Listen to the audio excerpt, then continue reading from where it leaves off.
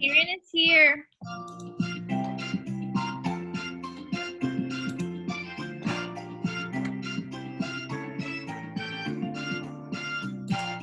I love the new waiting music.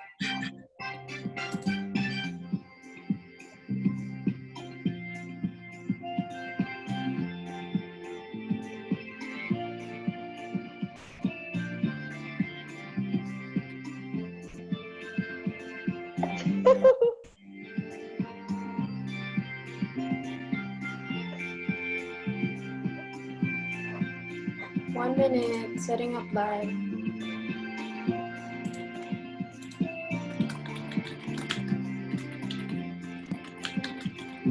Kieran is in the waiting room. Is it Kieran or Kirin? Or like,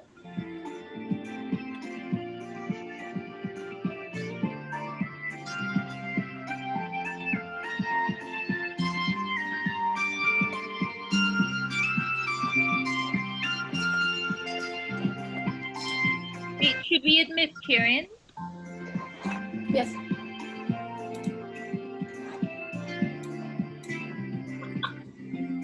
Okay, folks, I think we're ready to admit all.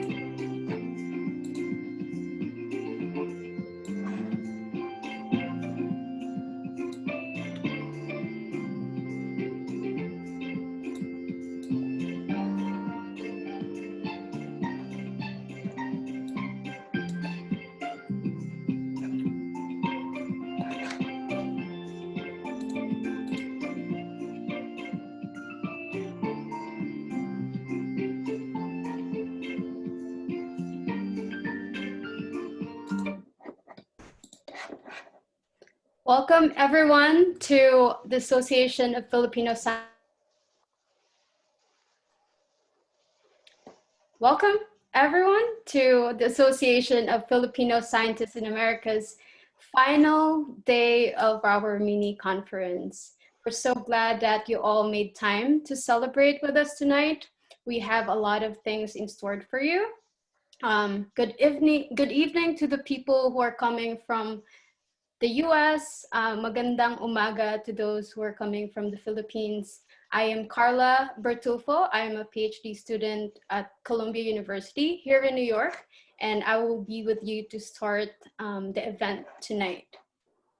But before we begin, we would like to ask everyone to rename yourselves based on this sequence. So you could put your name, professional level, the type of science that you do, and the social media handle that, that you have if you want to share that. We have an example right here for you if you would need that. We also have a poll that you could answer asking, where are you attending from? So we see that we have actually a lot of people coming from the East Coast. We have people from the West Coast. And wow, some people from Mindanao. Maayong buntag. Thank you for coming. There's also one from Luzon. Nice. All right. Before we formally start our event, there are also some house rules that we are asking for folks. We ask everyone to be respectful, mute yourselves and pay attention to our speakers. You could interact with us through the chat and social media. We have Twitter, we have Instagram, and we also have Facebook. As you interact with us through social media, you could use our hashtag Angat with AFSA. Angat means uplift or elevate. And lastly, you could send your questions in the chat while the speakers are talking. There's also social media channels where you could ask those questions. We're actually live streaming right now in Facebook if people want to share the link to that. Our moderators will ask the questions during the Q&A session of the talks. But before we formally start our event, we would like to pay respect to the indigenous peoples and the relationship they have with the land, especially here in Lenape, where AFSA was actually first established. So with that, I would like to ask Jay to lead this land acknowledgement. Yes, Carla. My name is Jay Pilawala, a research fellow here at Cincinnati Children's. So I'm just going to read this land acknowledgement. And at the end of this, just give us a couple seconds for silence. We are here to pay respect to the indigenous people of the past, present, and future, to the Lenape Nation of Manhattan and beyond, where AFSA started its history, and the indigenous people of our homeland, the Philippines. We see you. As residents of the United States, we recognize our participation in this conflicted history, and we also want to acknowledge that indigenous lands are not bounded by colonial political lines. As Filipinos, we reflect on the intersection of our identities as a byproduct of colonization. The complex role of our history has led us to be an amalgamation of complicit bystanders, allies, and even colonizers. As scientists, we will always seek answers. The scientific process taught us the power of curiosity when compounded with the willingness to learn. Thus, we are here to acknowledge that we don't know anything, but that we will keep our curiosity and always ask how we can improve as allies.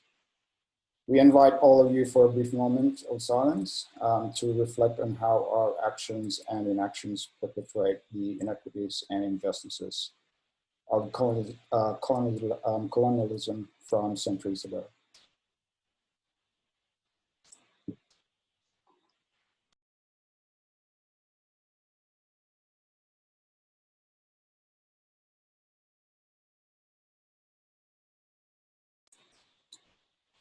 All right, so I'll be moderating tonight's session. But before that, I'd just like to welcome everyone. If you have joined us since day one of this event, welcome back. And if you have just joined us now, welcome. Just a recap of our events that we held since day one. We had a feature film, a docu-film entitled Picture Scientist, and it was followed by a discussion reflecting on what the documentary was about. On day two, we had a great lines of activities. We have networking activities. I hope everyone had fun with that, made acquaintances, met people that they'd like to, continue networking with. I hope you all you have enjoyed that. And also we had a great line of speakers. So it was started with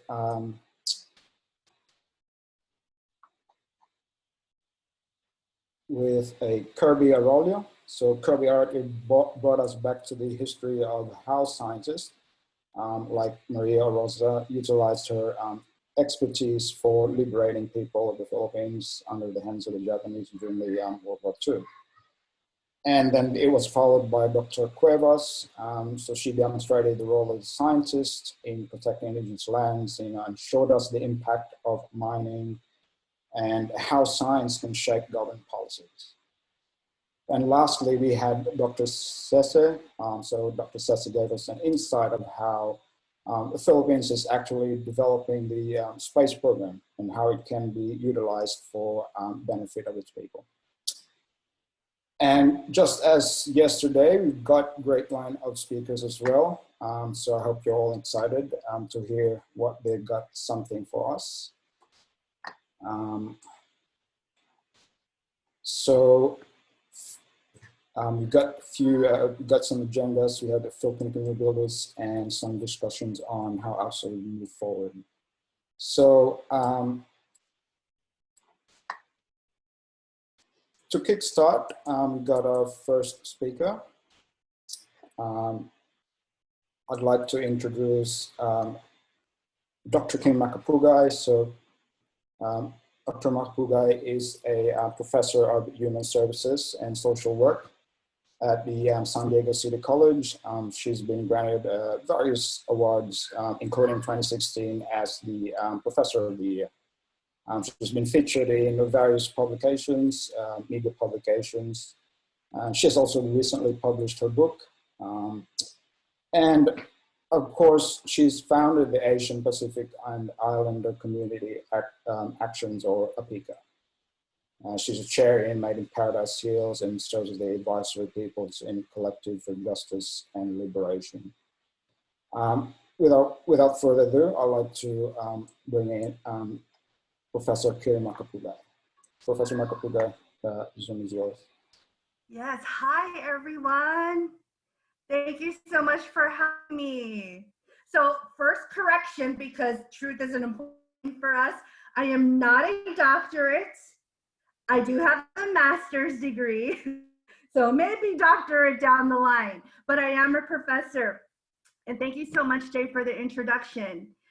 So you're probably wondering why is this nonprofit community organizer professor coming to speak to a bunch of scientists, right? Like what's the relationship there?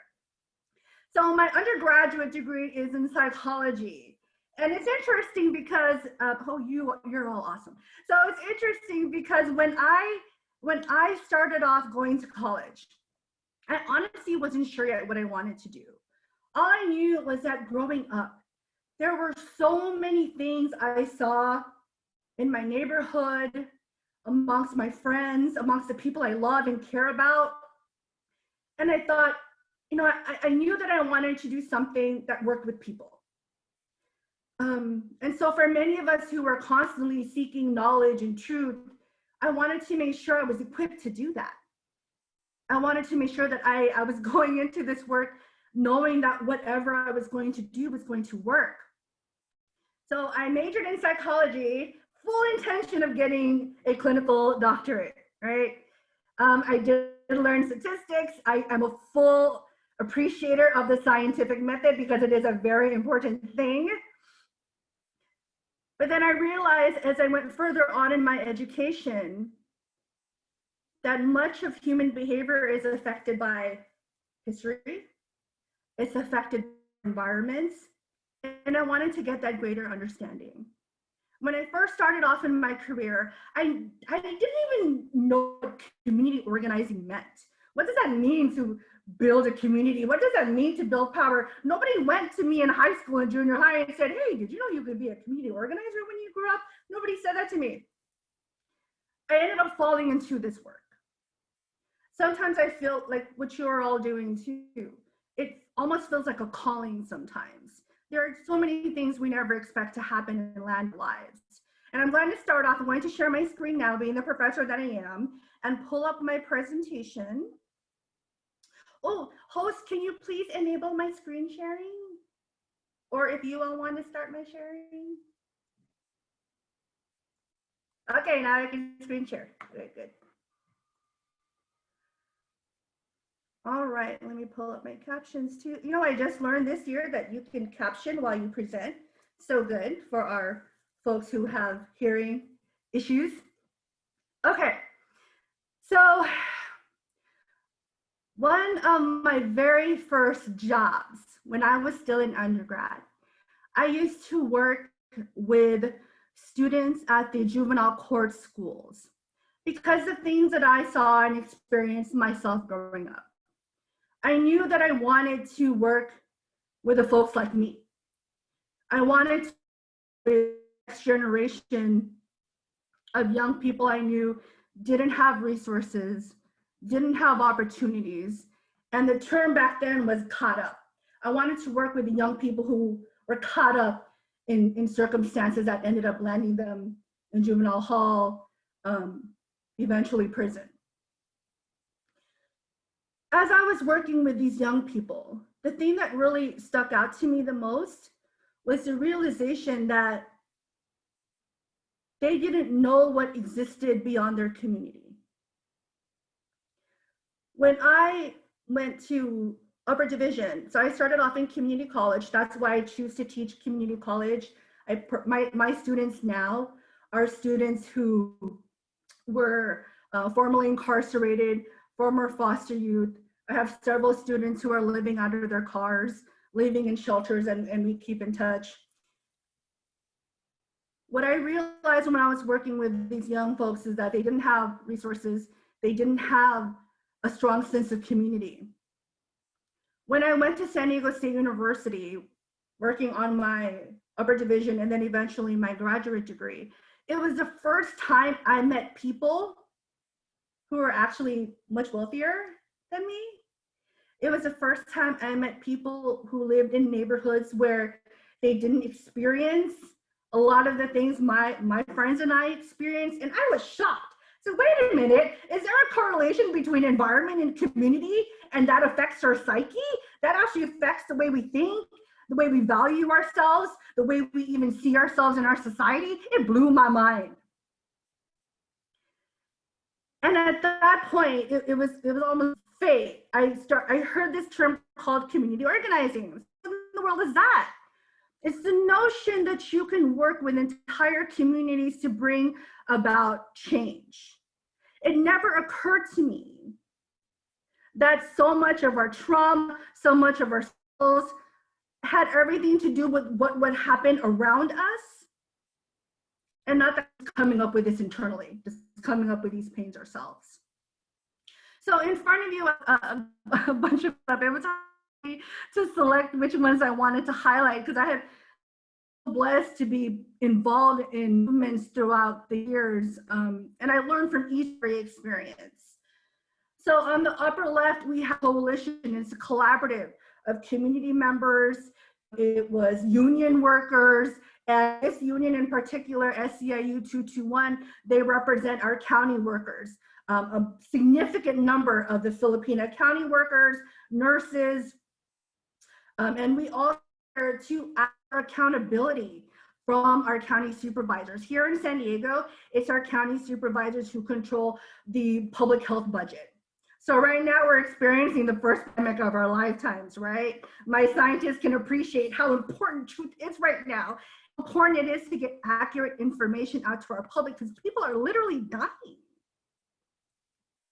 And when we talk about the people who are struggling and suffering the most, it's the people who were already struggling and suffering, who are even more at risk, who are literally losing their lives. So honestly, for those of us here, I literally feel like we're in the fight for our lives right now, not just for ourselves, but for our people too. And when I say our people, I'm not just talking about Filipinos. I'm talking about other Black and brown people too. Racism hasn't gotten any better in this pandemic. We're seeing systemic issues keep occurring. Lack of access, lack of healthcare. For those of us who are eligible to vote, there's one here in San Diego, we have several drop-off centers for our mail-in ballots. In a certain county in Texas that actually has 3 times the population of San Diego County, they have one drop-off center. Tell me why. So we know that things aren't uniform, right? The data points are not uniform across the country, and there's something wrong with that. So with this collaborative here on the upper left, when we came together, we wanted that greater accountability. We're still making that ask. The bottom left here, this was a major voter engagement effort. We were particularly targeting Asian Pacific Islander voters to increase their civic engagement, increase the rate of voting. Since 2012, because of this effort and multiple other efforts throughout San Diego County, we raised the voter registration engagement by 200%. So our early hypothesis, right? If we get out there and talk to our people, hopefully the result is that they turn out, and they did. Around election time, and I know our electoral system is not perfect by any means. Trust, I'm the first one to say that. But one of the things I love about this time of the year is that I'll get aunties and uncles and young folks who will call me and text me, and they'll say, hey, Corinne, who should I vote for? I don't have time to study this. I don't have time to do the research, but I trust you. And what an honor. Let's just pause for a second. When we talk about leadership, when we talk about building, the first thing you have to do is earn trust from your people. And so for your people to come to you and ask you for insight and advice and direction, that is nothing that any of us should take lightly, ever. Appreciate that. And I loved walking the neighborhoods. I remember I have 2 children. When my older son was only 5 years old, he went on his first canvassing with me. We door knocked for the assembly member, who's my assembly member still today. And we knocked on one door in my home community of Paradise Hills in Southeast San Diego. And this Lolo answered the door, and the Lolo goes, oh, are you Filipina? And I said, yes, po. And he talked to me in Tagalog, and I felt bad because I don't understand Tagalog. I understand Ilocano. but I listened to him, and he was like, I just want to thank you. And when I was walking away, he said, make sure they hear us. Make sure they hear us. So I always take that to heart. The upper right photo here, that was me one of the times I'm at City Hall speaking on behalf of, I think in this particular incident, I was actually speaking on behalf of the San Diego Police Department's traffic stops, where we learned through data collected through several nonprofits and neutral parties too, that Black and brown people are stopped at heavier rates than non-people of color. I've testified for that. I've testified to build what just opened today, a Filipino senior center in the community I grew up with. It's a senior center that the elders have been waiting for 25 years, and many of them passed away already waiting for that, but we weren't going to let up that fight. These other photos here, I used to work at one of the oldest community clinics that serve Asian Pacific Islanders and Latinos primarily, and we helped them unionize. They were the first community clinic in San Diego to ever unionize. And this is beautiful because what do you see here? It's mostly Filipino and Latino. So when we were organizing them, in San Diego, not everybody knows who Larry Itliong and Philip Veracruz are.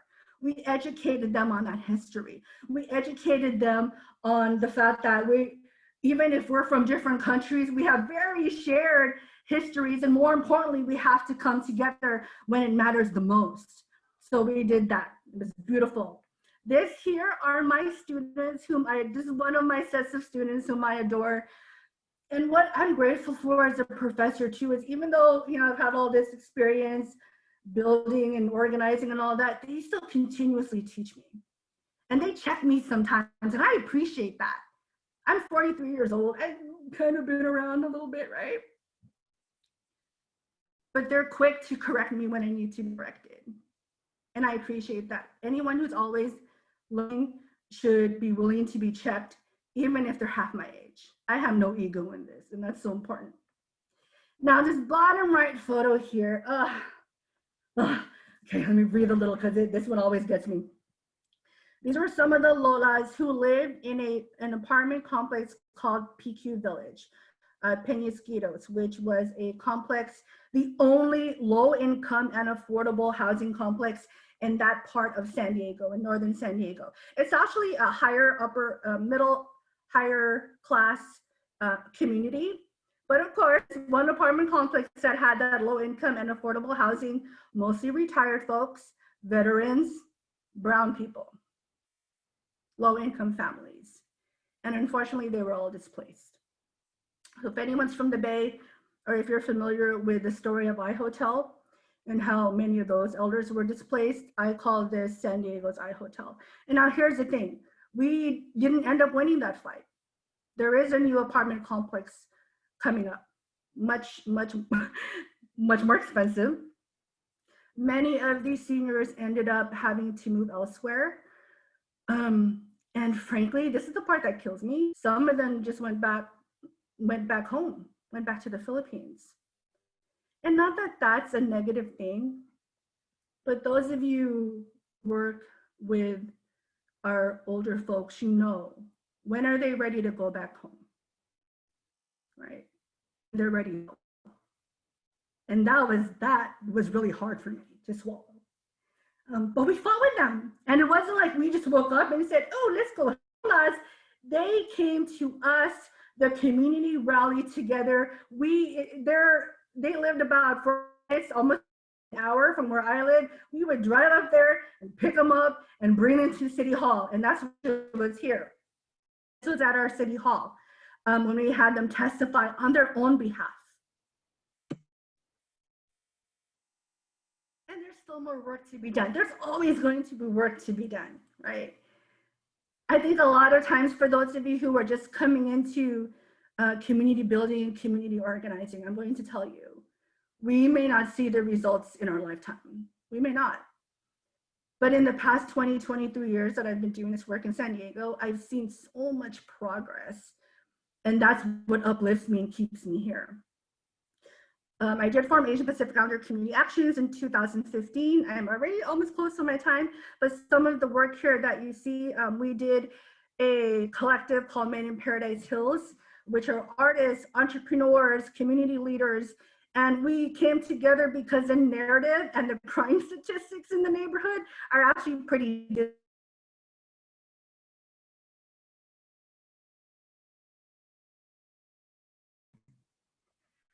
I was muted. Okay, I'm unmuted. Just like my time is up. But we came together because we wanted to change that narrative around the community. People knew that it's already a community that, has some issues, but we wanted to highlight strengths. It's so important for any community. In the upper left here, we did a Filipino American Community Mental Health Forum, and this one shocked me. It was right before Christmas. I thought maybe 40, 50 people showed up and 120 folks came through.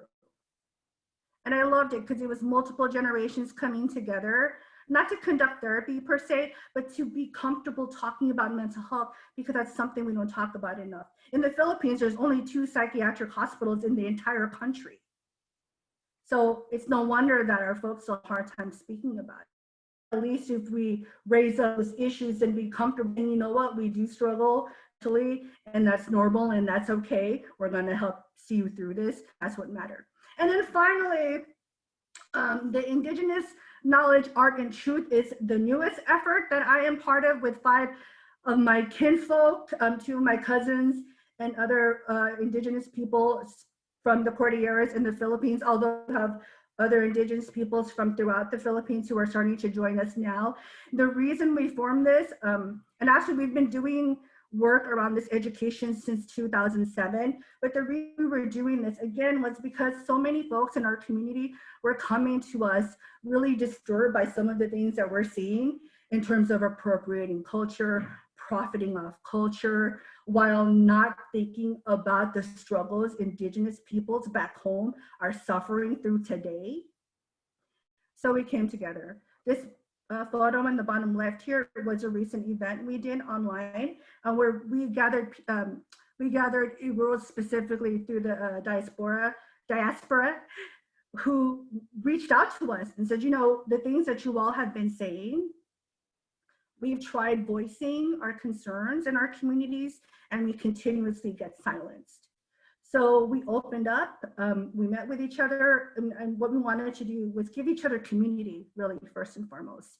Growing up as an Indigenous person, and again, I have the great honor of growing up knowing my culture.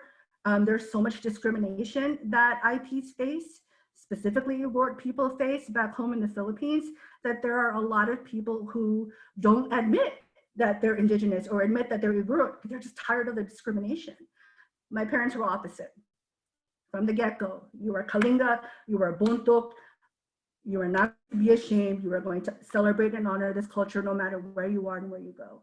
So these are just some photos. These are my parents with my younger son teaching him Langsa. These are my lolas who unfortunately both passed away, but this is their weaving their abul, their inabul, in my parents' backyard. This is me with my lola already beaded. So beads are a serious thing in Kalinga and Eastern Buntok culture, social status.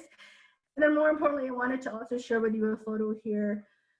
This is my father. He was in the military, retired now, when he came back from several conflicts, it was my elders in the community who wanted to honor him and recognize him as what we call Minwar, meaning a recognized community leader and warrior.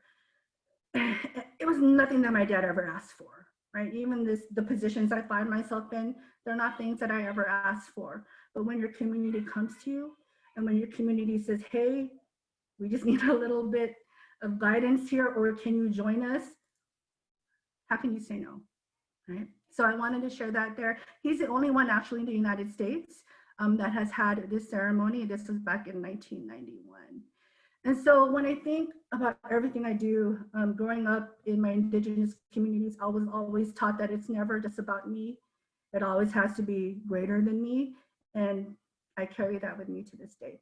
So I'm hitting for 15. I was told I have 15 minutes. I'll go ahead and pause myself now. And thank you all. I'll stay behind for questions later.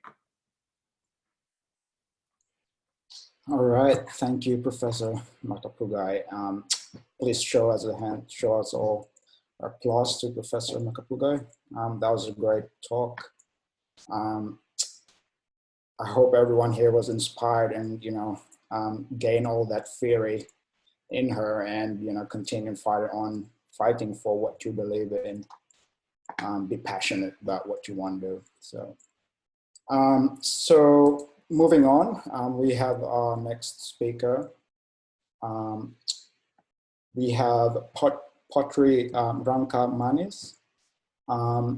She's a public health nurse consultant at the NYC DOH. She completed her master's in health arts and science in 2009. She's published quite a few peer-reviewed papers. Importantly, she's the founding, she founded the Kinding Sindal to showcase the history, the indigenous traditions and culture of the Southern Philippines. Potri, floor is yours.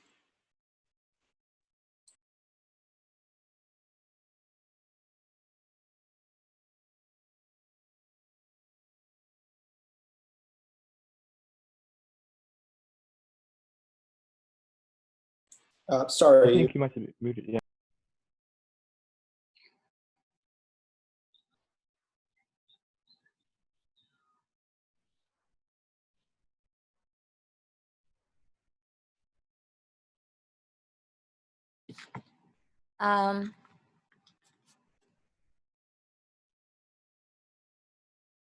I sent you the land acknowledgement, Vivian and Jerome. We can continue it. Good evening, everyone. My name is Putri Rangkamanis, and thank you very much for joining tonight. Actually, I have two Zoom at the same time. It just happened that, that's only happening during COVID-19 lockdown.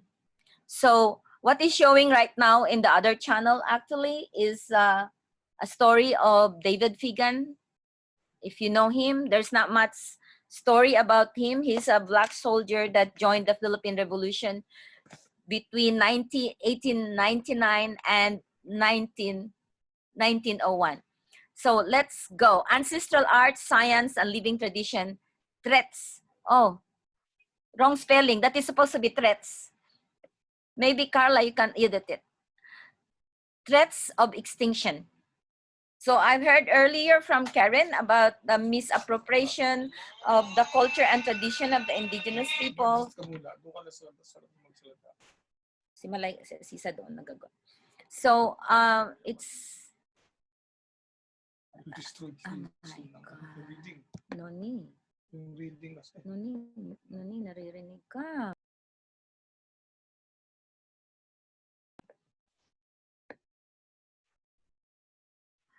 And so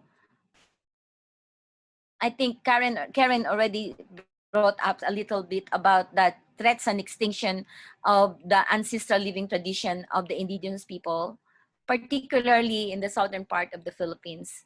So I have here a lot of slides actually. I will just post it and post it. I am a nurse at the same time. But before that, I grew up in an environment that is that has no what they call this caste economy.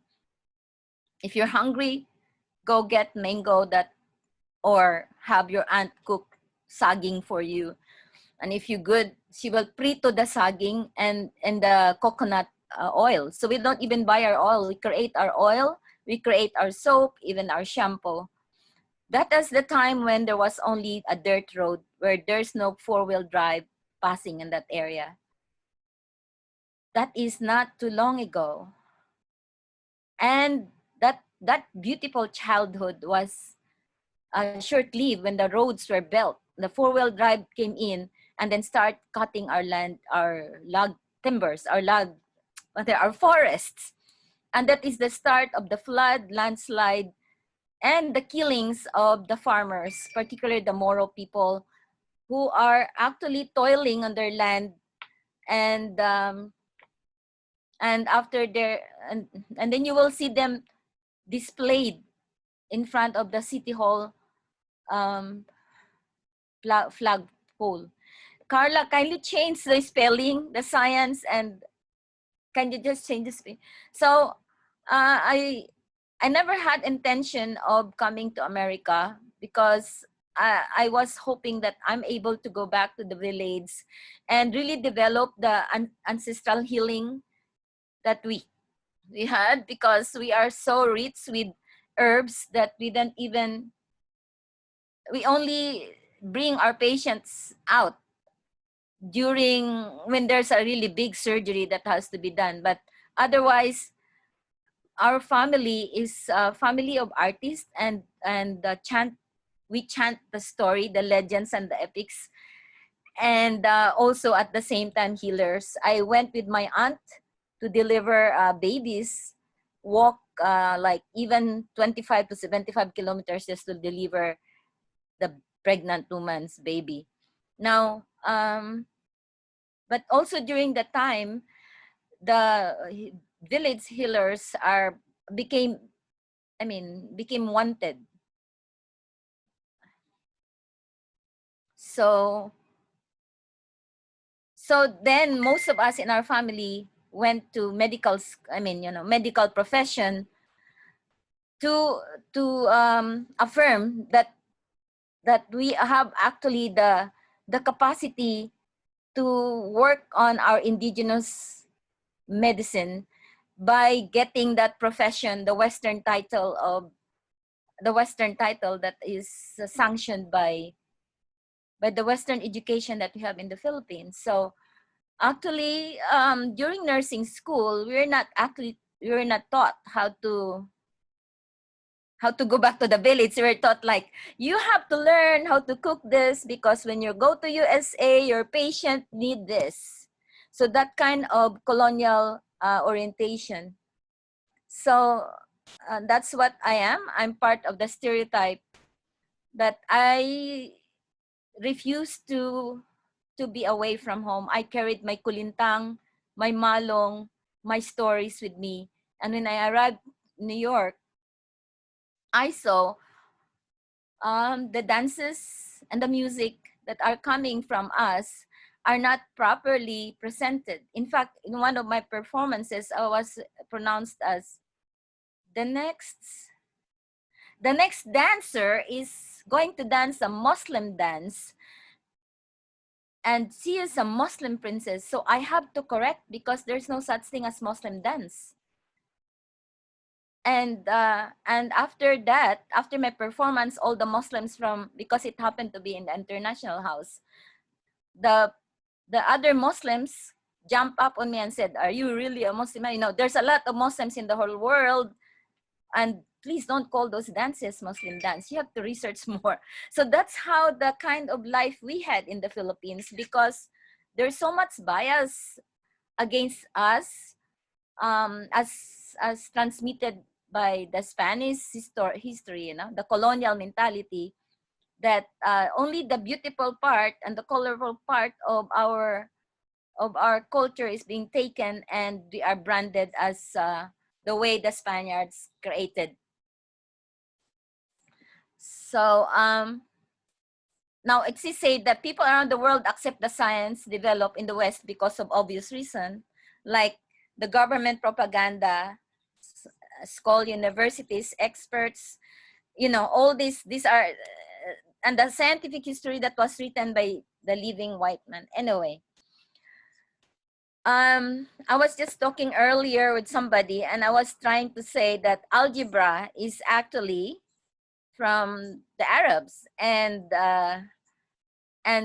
Ibn Sina actually, Ban Sina is actually Ibn Sina, son of Sina.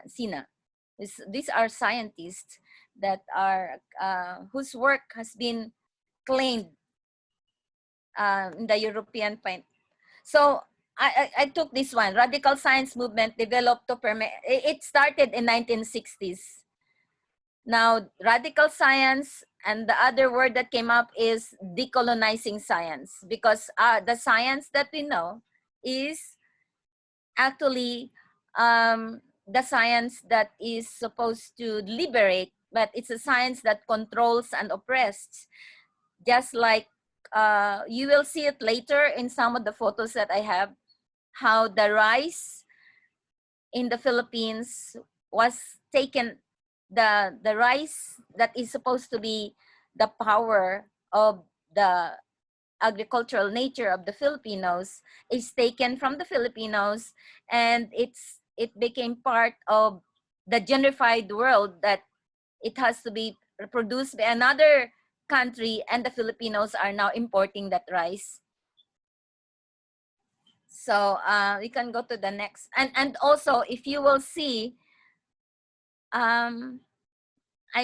if you will see in the history of the Moro people, the 45 caliber was invented particularly for the Moro people. This is supposed to be my notes, but it's okay. Government can fund missiles, research, build missiles, but okay, you can just go forward. The rice that we have right now, do you like white rice? Do you like milagrosa, elephant rice? You like that so much because it smells nice. This is what we call in Maranao, terimas. Terimas, which is actually 3 months. We Maranaoize it. 3 months, meaning to say, these are the rice that is already genetically modified, and you are, as a farmer, you're not allowed to keep the seed. You will be imprisoned or fined by the government while you're keeping the rice seeds. Now the 3 months, terimas is through the Basagana 99 during the Marcos regime. And also that is the time that corporate farming came in. And that is also the time that militarization really became so intense that martial law has to be declared. And during martial law, there is indiscriminate killing during the 70s, 72, 73. This went on and on. Even martial law was lifted. This kind of killings of the farmers and people in the haciendas continued. Now, why is it like this? Why Filipinos has to be removed from its communal traditional way of life? And you know, this is very much historical. Like, we, particularly Mindanao, we were not part of the Spanish territory until December 10, 1898. When we were sold together with Puerto Rico, Cuba, and Guam under the Treaty of Paris for $20 million. So much so that the Manila mango is not owned by the Filipinos because Monsanto patented it, and it's owned by, sayang, no? But anyway, it's not only the Manila mango that is taken from the Filipinos. Now, in fact, the neo-colonization is even more violent and cruel because there are technologies that it's operated outside the Philippines and attack the indigenous people, just like what happened to Marawi in May 23, 2017, the first day of Ramadan. Marawi was seeds. And for, I don't know how much do you know about Marawi. Marawi is the only Islamic city in the Philippines. And Marawi also, Marawi, Lanao, and the rest of the Mindanao indigenous people and Moro holds the last of the relics of the living tradition that still goes back to the civilization of 4th to 10th century. So that's how old the civilization the Filipinos has. But instead of taking care of our heritage that is still alive, instead we use the science that destroy despite of Switch off your video. despite of, I mean, other countries like in Europe, Belgium, I think they preserve that part of their heritage for posterity, and also to show off to the world that they are ancient civilization. But the Philippines, we have so much history that is denied from Filipinos and also systematically removed, erased, and destroyed. Marawi is the last of that. And Marawi also was used as a warning to the rest of the Philippines that, look, we can even destroy this land. Of course, it's easy. Marawi is a Muslim land, so that's a very easy alibi, because if you don't like, if you want to take over a place, a country, create terrorism, which is the new word now. Create terrorism, so I can that then you can become an international enemy. But anyway, I'm not going to that. Let's go back to how much we're losing as Filipinos. This is government monopoly. Government claim a monopoly over allocation access to themselves to commercial corporation. Those who dare to challenge this government are imprisoned, controlled, and condemned as terrorists, and killed. So that's why it's very legitimate right now in the Philippines, because we have the anti-terror bill, anti-terror law. Anybody who complains, you are a terrorist. So then you are very much controlled from your creativity or the complaint that, please return us to Marawi, that is our land. And also how much it's just very unconscionable that Filipinos are very, very rich, and our heritage is not, it's there. It's not a museum piece. Everybody can learn from us, indigenous people, and really go back and learn how are we going to respect, uphold, and take this as sacred as it is, because it's bringing us back to who we are before the coming of the Spaniards.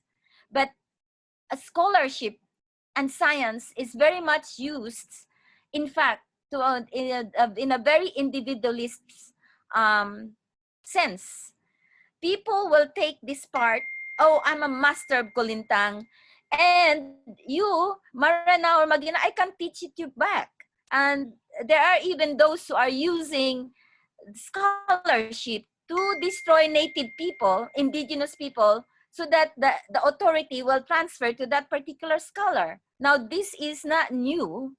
I mean, this is, later on, we'll see in my slide. There is one person from US, of course, is a white man.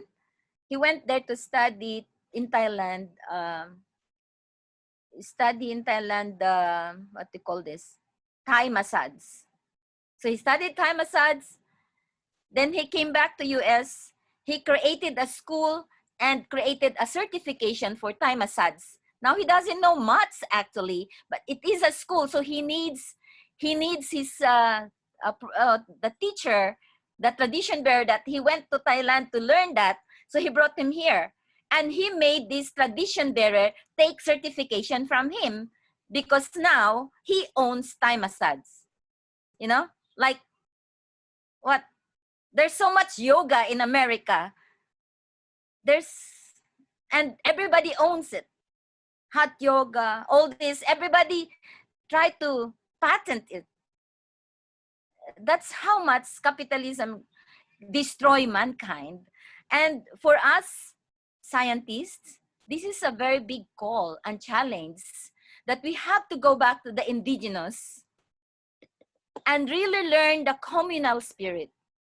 And how to do that, we really have to restudy our history.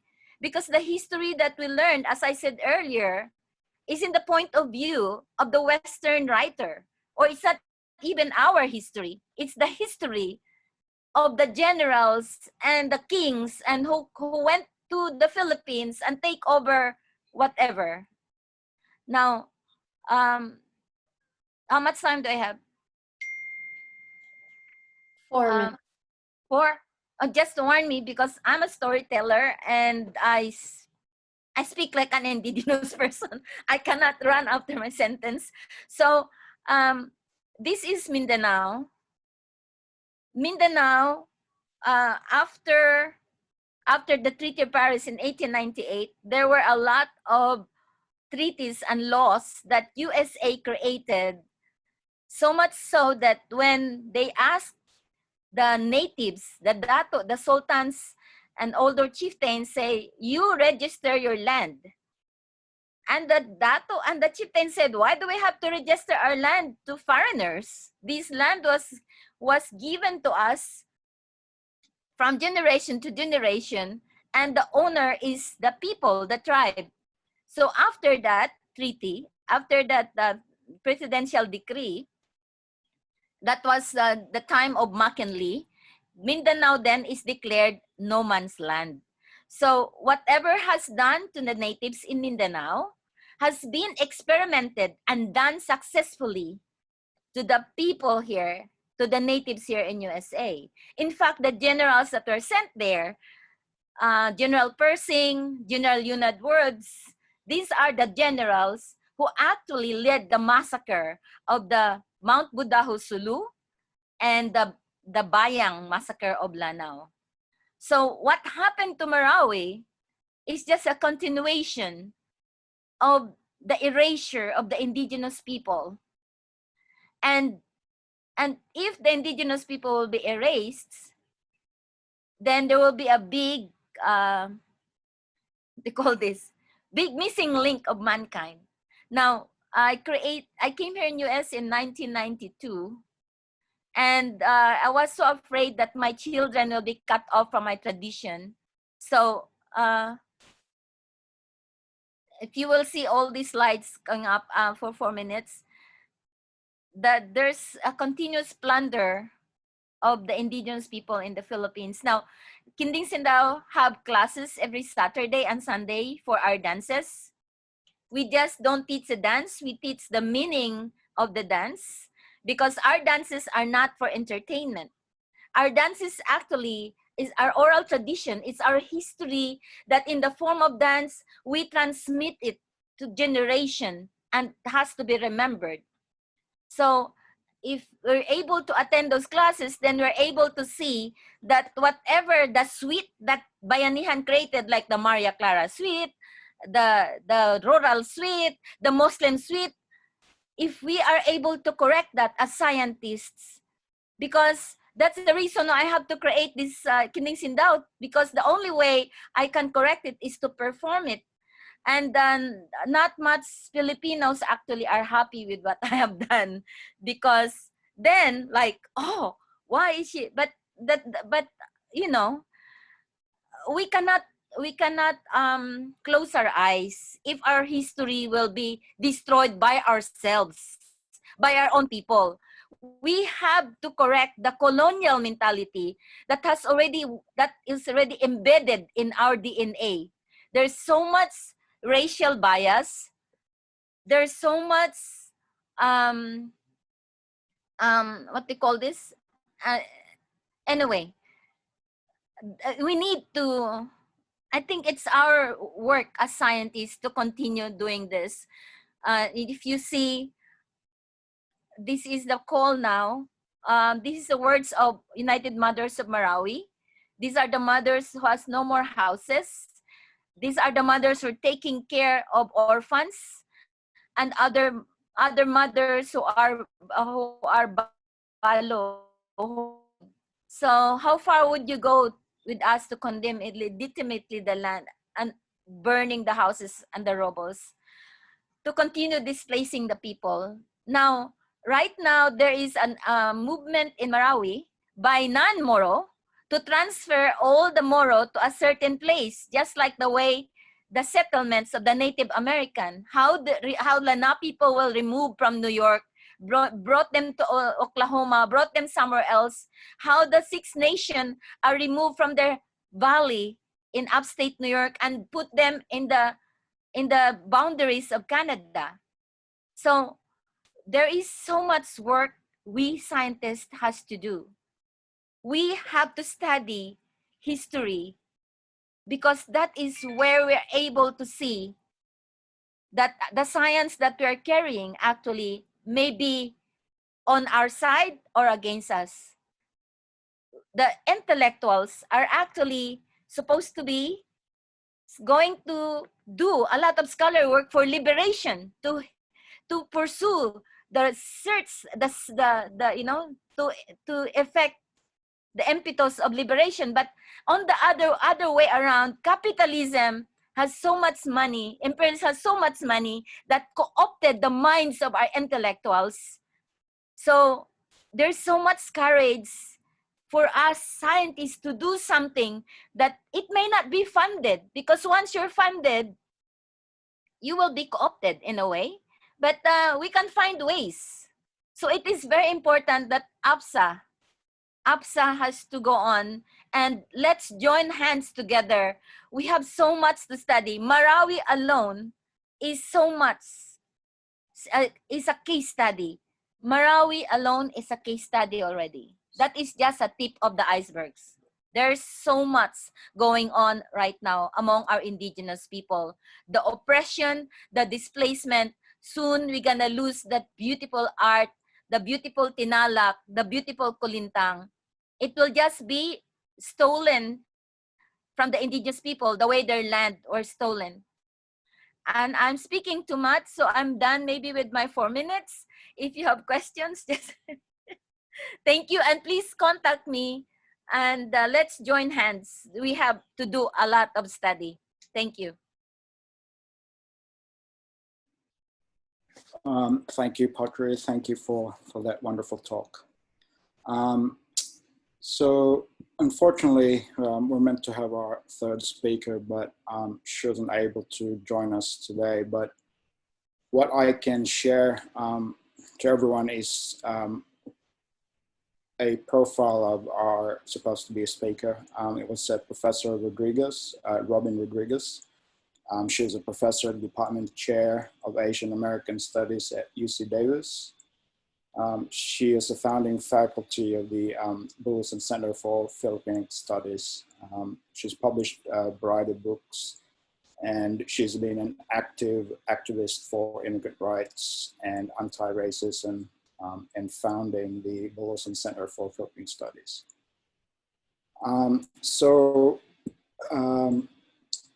For now, we're gonna resume after a few minutes break. I'll ask everyone to stick around.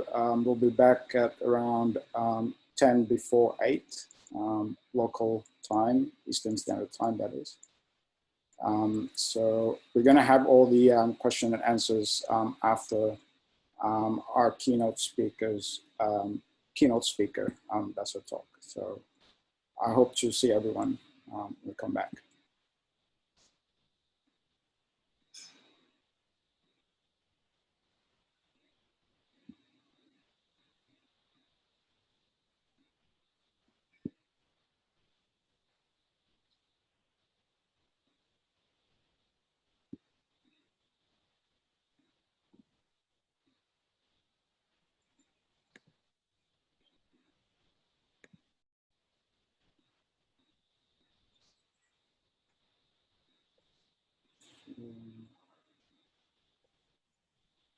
We're going for break.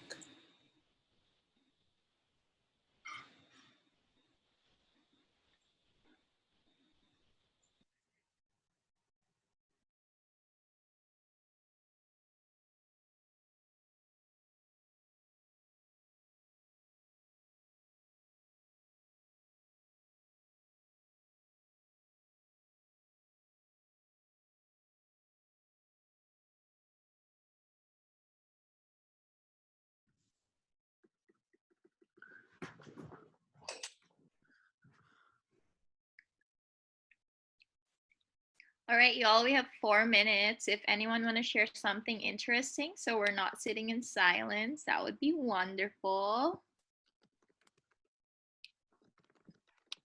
Ricky, was that an I can? You can share something in a moment.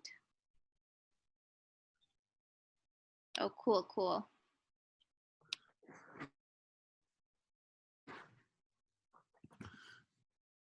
Oh, yeah, and Kieran, do you have a podcast? I can listen to you all day, I swear. I cannot listen to myself all day. I'll be listening to you, not you. So if you have a podcast or something, I swear I was listening to you and I just thought that you're such a powerful speaker. And the science community, for one, need to be a little bit better with science communication, you know, and like your inflection and everything was just so wonderful. All right, I think Ricky's gonna go take it away and entertain us for 3 minutes. Okay, yeah, really quick. Hi, everyone. If you don't know me, my name is Ricky. So just really quick, I want to plug in our mentor-mentee program that we're starting live tonight. So after our anniversary event, we'll be sending out the links for our mentor and mentee program. So the only criteria for this program is you have to be an ASLA member. So if you have people who are interested or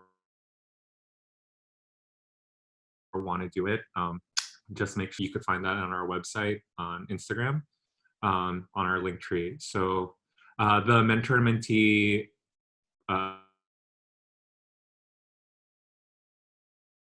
forms, so like how many people would be interested as a mentee and how many people would be interested in a mentor, and making sure that the pairings work. I mean, ideally, it would be a one-on-one situation.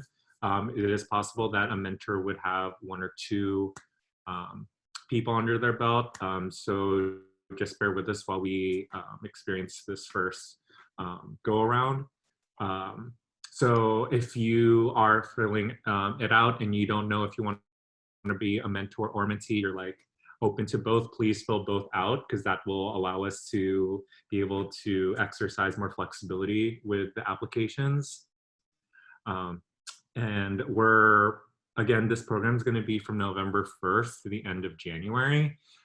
So please fill this out as soon as possible. We're really hoping to finalize everything by this coming Wednesday.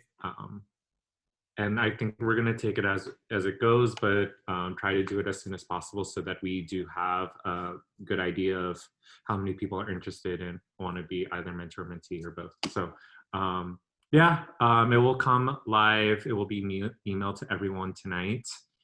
So just keep an eye out for it. And again, share it in your spaces.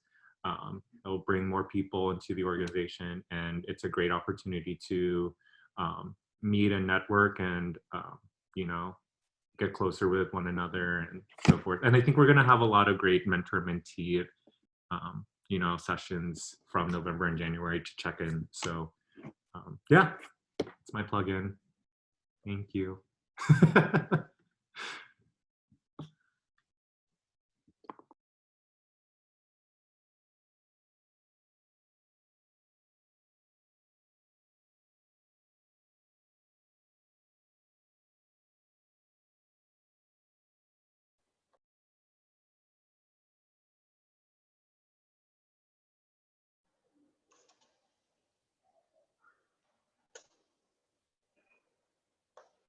All right, is everybody back? This is Rose speaking.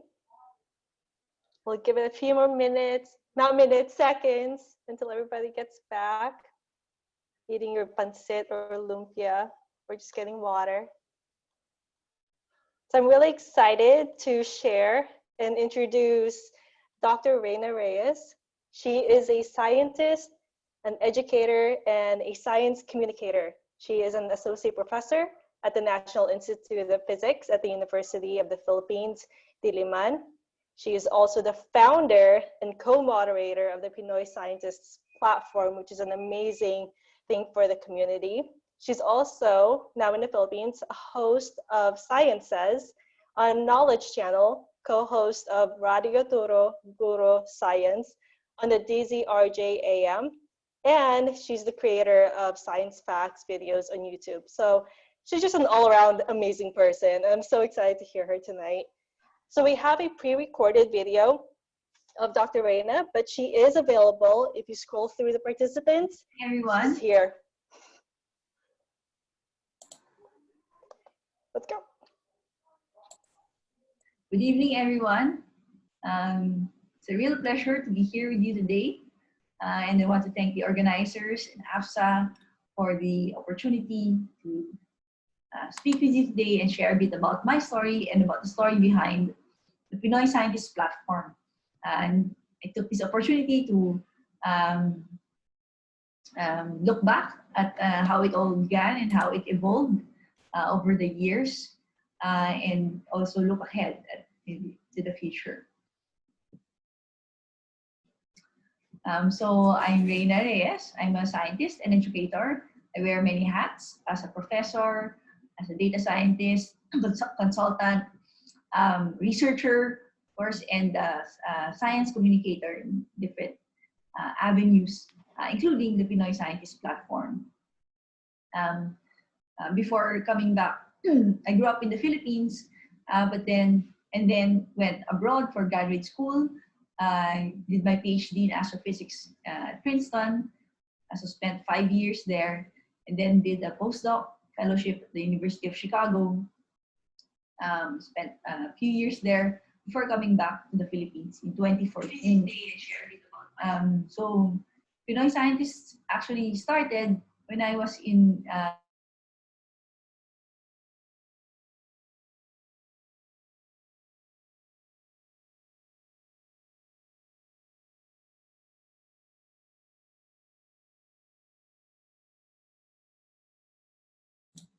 and a way to reach out to other scientists in the community, and then reach out as a community to the rest of the Filipino public and the global public, especially to the young ones. So I stumbled upon this blog called Looks Like Science, and it was a single-serving Tumblr that featured scientists with the aim of breaking these stereotypes of scientists that we all have, you know, like white, male, and wearing lab coats, eccentric maybe, or boring, or hard to understand. And this was a way to bring the stories of real life scientists who look just like you, or just like everyone. So the idea was, why not do something like this for Filipinos in particular? And because exactly you can relate to people, and you can look up to people and get inspired by people who look like us and are also not not a particular stereotype, but showing different kinds of people, different scientists from different walks of life, and diverse backgrounds, and doing diverse things. Working on many different fields of science, so that a young aspiring scientist, or maybe they don't even know that science can be a career, just like when I was younger, I needed to see professional scientists, so that I to also sort of imbibe that this is something that I can do myself, and so that was the seed of the idea. And now we are essentially platform for scientists to share their stories on Instagram and Facebook. So this is the 2020 incarnation, where we have guest scientists take over the platform every week. So these are the most recent batch of scientists. So you can check it out and follow us if you haven't yet. We're just Pinoy Scientists on Instagram and on Facebook. But it didn't start out this way. In the beginning, it was very simple. It was just me reaching out to friends who I knew to answer a few questions, and I put it up on this Tumblr site. So this is the Tumblr circa 2012, and I also made an entry for myself, and the blog entry just answers a few questions. What do you do? Where do you work? And then I asked for 2 photos, one at work and one at play, and to describe them and to show what we do as scientists in our research, in our work, but also that we enjoy life and do other things outside work. And so that's the at play photo. And then finally, I give the opportunity for the scientists to share anything else, their other interests, their other advocacies. And so it's a relatively quick write-up with the photos modeled after the Tumblr, single-serving Tumblr site that I found. Just little by little, it was sustained, it flourished. So these are the first profiles back in 2012. So that's me. And notably, Sir Mahar Lagmay sent in a profile. I guess looking back, and it was natural then that most of the scientists' profiles are physicists as well, because these are the people that just I knew. And something that I'm very happy about is that over the years, it has become more diverse as we also reached out to a bigger audience. And I will always be thankful to my friends for believing in this idea from the very beginning and contributed to its birth. One of these friends is Dr. Nat Hermosa, who actually wrote a piece in Rappler back then featuring the site. It was called Sketch Me, a Pinoy Scientist, and this I read it for this before making this presentation. It really reads still very well and captures very well the spirit of the site and spirit of the platform. We have these stereotypes, especially in the Philippines. We don't have a lot of scientists in the public discourse. This of course improving, but there's still a long way to go, as we all know. And this is one initiative among many that are now putting a dent in this space. So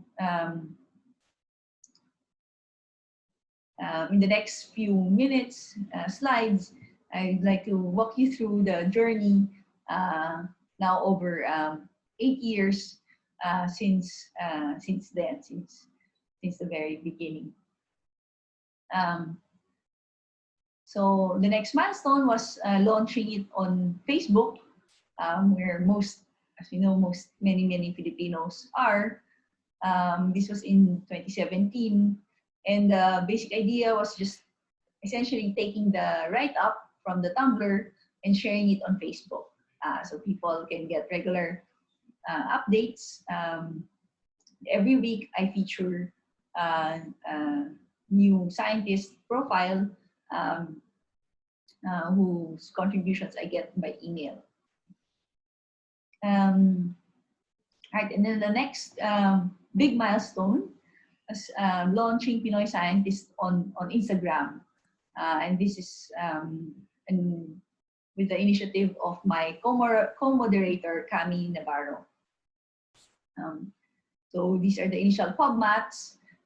We invited Pinoy scientists to sign up for taking over the Instagram account for a week. And then, of course, we also broadcasted the launch of the Instagram site. And of course, the post will be cross-posted on Facebook as well. So this was also the start of the takeovers with the themes or hashtags every day. So the contributors are asked to post at least once a day. And these are the guides.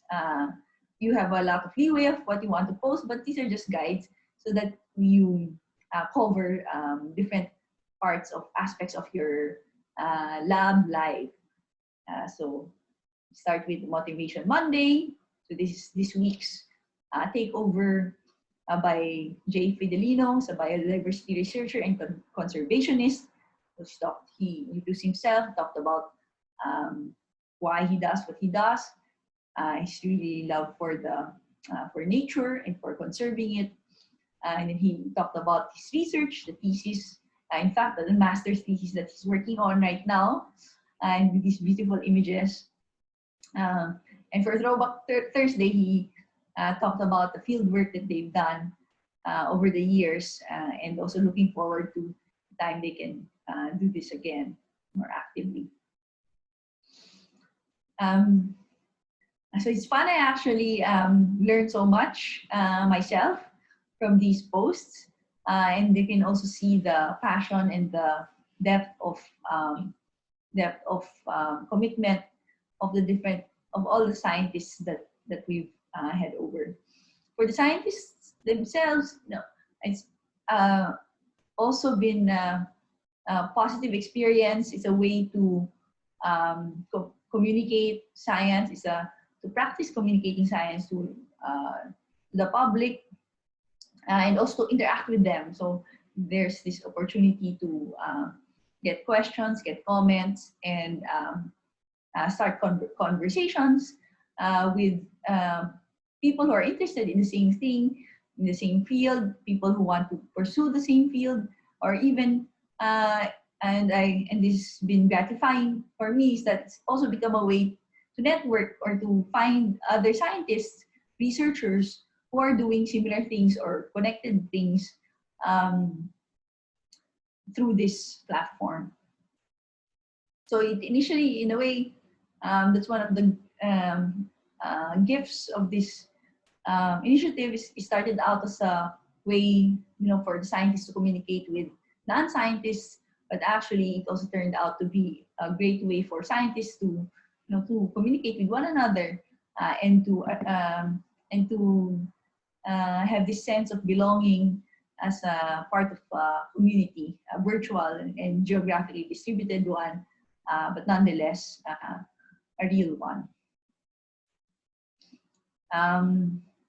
So just I actually don't follow these numbers, but for this I took this chart of the followers on Facebook over time.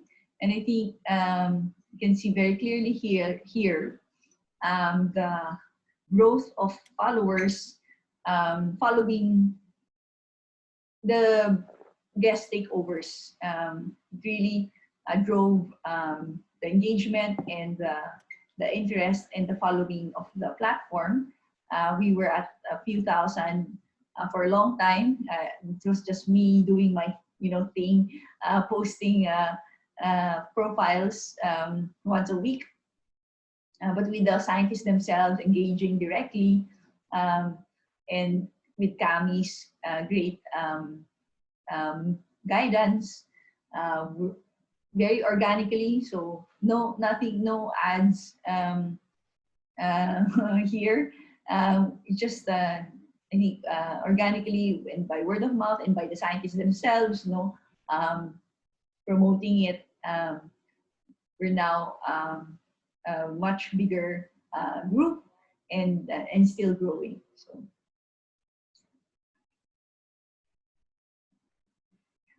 this. The latest milestone is the first year anniversary on Instagram. So just this August. And for this, we actually also had some feedback on the platform, and we took the opportunity to respond and to be responsive and to actually revisit our values and strengthen that commitment. So from the beginning until now, this is what this platform is for. We want to promote STEM as a career and to introduce role models to aspiring young Filipinos.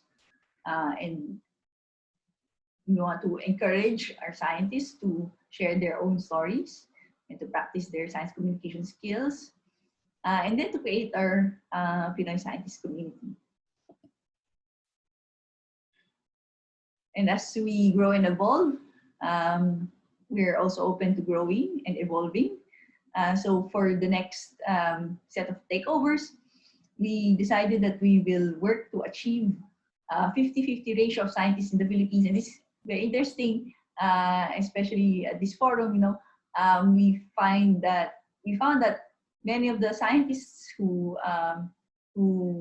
take over the site are not only scientists who scientists from the Philippines, there are scientists, of course, from the Philippines and working in the Philippines. And then there are also many scientists who, like me, went abroad and are now studying or doing research outside the Philippines. And they're, of course, welcome, and they're, of course, contributing to the site. Then, of course, and then we also now have many scientists who are Filipino, and were raised outside the Philippines and are also practicing outside the Philippines. And so we now have this global community, in a way, global diaspora, Filipino diaspora community, and sort of want to balance these different audiences as well. So, okay, and then the other thing is this encouragement of scientists to talk also about serious issues in the site. So we want to take advantage of this opportunity to use this platform to also tackle social issues and issues that that concern scientists themselves. And of course, this has always been open, but I think after this recommendation and changing the contributors guide a bit, we've seen more of these views expressed by the scientists themselves who take over. So again, a very positive, and that's gotten also positive feedback from the community. And many of these issues, of course, resonate with the community as well. And it also gives a more, of course, pragmatic and realistic view for the aspiring scientists on the challenges that face them. But overall, the message is still that yes, it's not always easy, but it's a fulfilling path, and we're here to help you and to guide you through it, and for all of us to make things better for your generation and for the generations to come. We also took this opportunity to highlight the many other platforms. Some of them are listed here, and that this is something that and this is not something that we're doing alone, right? And that different platforms are contributing in different ways to this conversation. So we have Science Chat PH on Twitter and Facebook, GradMap Philippines, YTech.org, Pinay Can STEM, which I will be guesting soon, where I'll be guesting soon. Hainayan PH, or Filipino biologists, and Pinoy geologists, or geologists. And this is just tip of the iceberg. We're so happy. Also, me personally, I think seeing these many platforms blossom over these past years as well.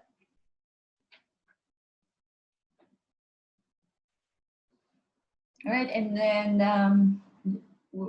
for, I think around the same time, the platform was featured in the Lasallian piece, and so we also got the opportunity to share the story of Pinoy scientists and how it harnesses social media to break stereotypes through this piece. And then, of course, now this invitation from AFSA gives us this further opportunity to look back and to share and to help grow the platform. So that brings us to today. It's been quite a ride, but also been a gift. So I'll take this opportunity to invite scientists here in the audience, science communicators, science educators, to consider contributing to the platform. We just ask for a week, a bit of time every day for a week to engage with the community. The sign-up form is at this bit.ly/Pinoy Scientists Forms. It's just a Google form. And then we will propose a schedule for you and work it out, and then give you a guide on how it works. It's actually not that complicated. So again, everyone is welcome to sign up, and I look forward to seeing your contributions. Looking ahead, the way I would say is that I don't really think about numbers or metrics or any milestones. All the milestones that I shared with you before happened naturally, organically. They were not planned or strategized. I don't think of this as a company or as an enterprise, but see it as one of the advocacies among many others that just sprouts from my love for science and therefore I want to share this love and to assure others that they are not alone in that love by creating these initiatives. I host a science education show on Knowledge Channel called Science Says, and that's where we do simple science experiments for grade school kids, and actually for any age. and this pandemic, I now also have started this radio program where I co-host the science episode with teacher Sab Ongkiko, and we have guests who are Pinoy scientists and also science teachers, and we talk about science lessons and how to teach them during this time where, as you know, we are now doing home-based learning because of the pandemic. And also because of the pandemic, so happened that I had, my joke is, and I think, but it's not really a joke because it's true, my quarantine hobby became creating YouTube videos. So I taught myself how to edit videos. They're very simple, but I think they're also very good. I have fun making them, and I think you'll have, I mean, the viewers also have fun watching them, where I answer science questions that are with a twist, and I answer them in Filipino as well, in Filipino and mixed with English as in the vernacular. So all these different things, I think create love and create an appreciation for science. And what happens is, I think they're now reaching very young, the very young Filipinos. And I look forward to the time when there's a generation of scientists who say they grew up, following Pinoy scientists, and that showed them the way becoming scientists themselves.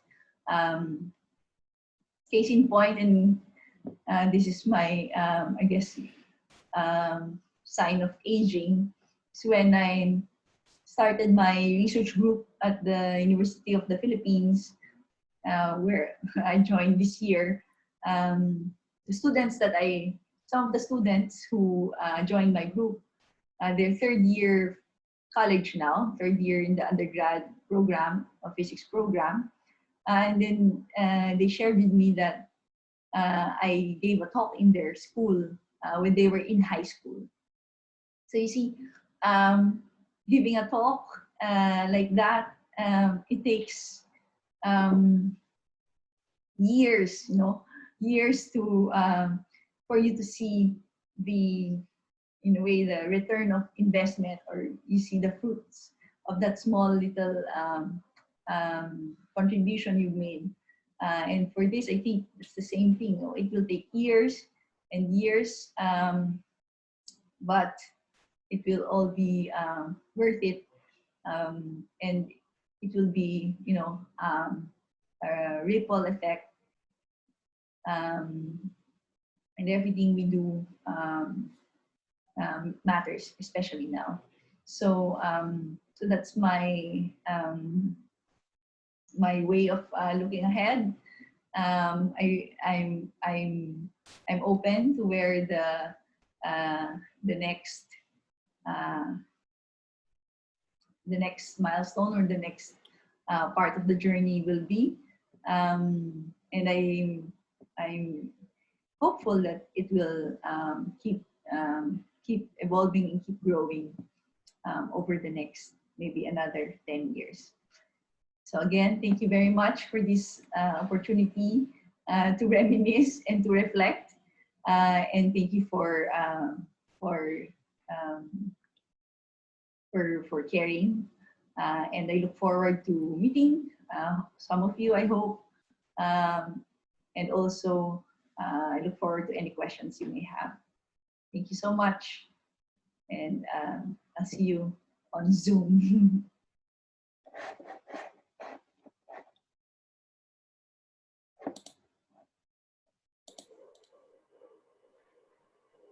Okay, maraming. Oh, Bea, you're on mute. Oh, okay. I had a whole speech. I'm just kidding.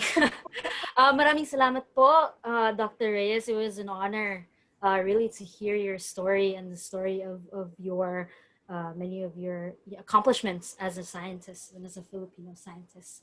And it truly serves as an inspiration for a lot of us who are, pursuing or just starting out in our science career. Yeah, and thank you to Tita Potri, who is always, a great presence in all of the spaces that we're able to share with you, sharing your deep knowledge of your culture and the culture of the Moras and other indigenous peoples in the archipelago that is the Philippines.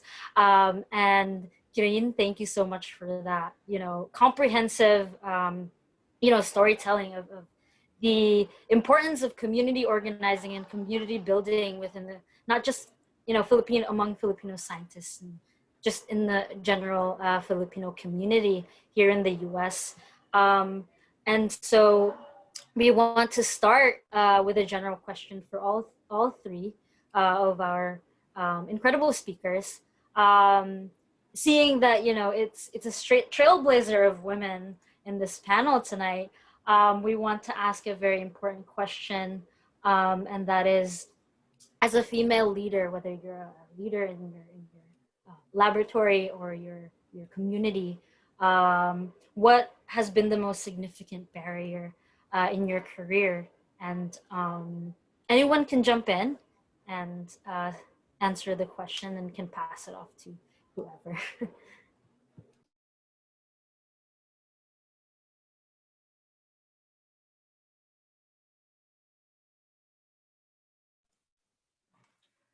I'll go ahead just because this is a topic that comes up a lot.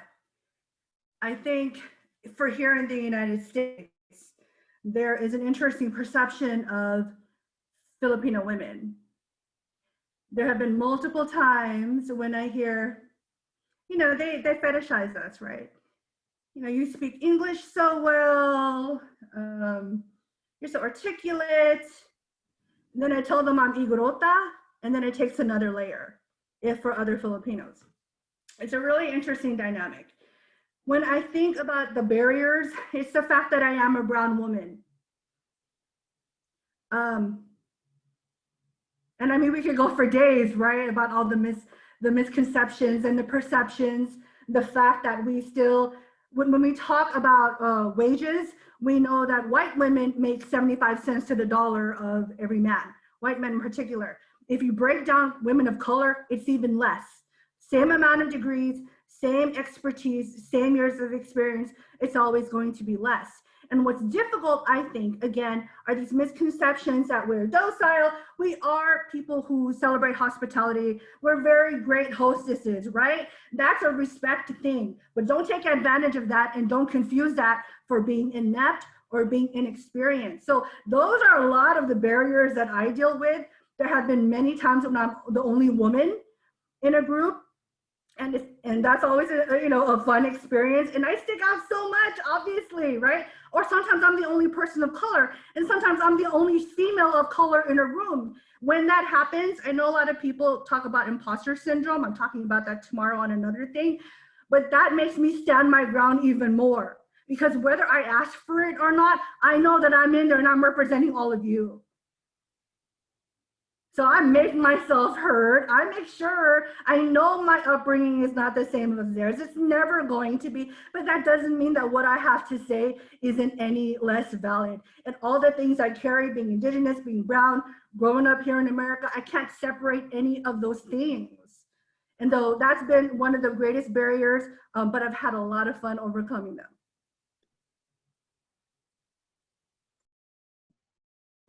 I just want to I just want to follow that talk. Yeah, it's my experience is suffering the colonial mentality of Filipinos ourselves. Like foremost, it's like one layer over one layer.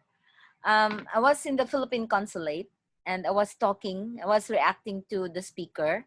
And then eventually I introduced myself that I'm a Mara now. Somebody came to me and said, this is when I was new in America. Somebody came to me and said, Maranao ka pala?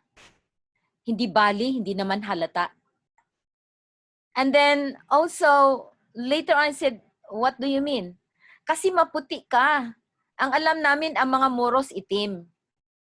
So that's just one example of, you know, the colonial mentality and the oppression within our class system. Our being a Filipino, we have that before, in fact, the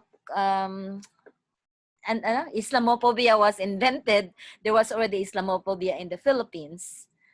So that is one study, in fact, that we have to look into as Filipinos, to look into what are our racial biases within our race.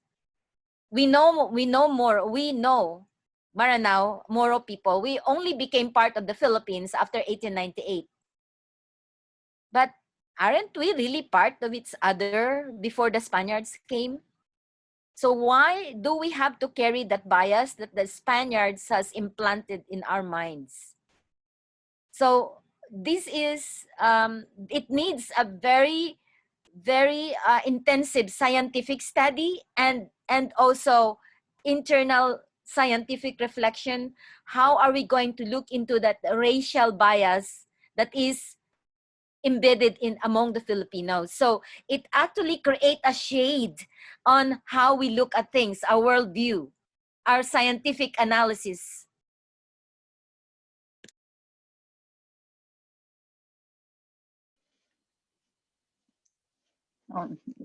Yes, I guess just to add to that from my perspective in physics as a researcher and educator in physics, but also in general in the it's still a very male dominated field. So so I think for many, and I think this group is doing a lot in increasing the awareness here, because a lot of the things are actually unconscious sometimes even, but it just but it's actually part of and unspoken. And for us in the natural sciences, we also sometimes don't even have the language in the frameworks to address these, and we just find ourselves in very male dominated environments, as Kirin pointed out, just because of the current context, right? So for me, I think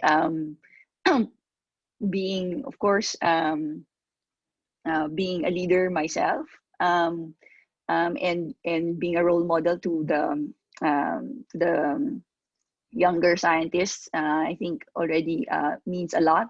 But it cannot stop there, no? So I'm also very open to continuing to educate myself and continuing to find ways to work more in a more systematic manner, because there's really such a long way to go, as we've heard today. So thank you for for asking, and happy to keep the conversation going. We cannot address this in 5 minutes, but I think it is a good group to initiate change. Thank you so much for the three of you for answering that question. There's a question here for Professor Makapugay. I'm going to read it on my document. It says here, often when there are movements for social change, there are counter efforts to maintain the status quo, even if those inequalities or injustices are harmful. How can we overcome the pessimism or the hopelessness in community organizing and activism?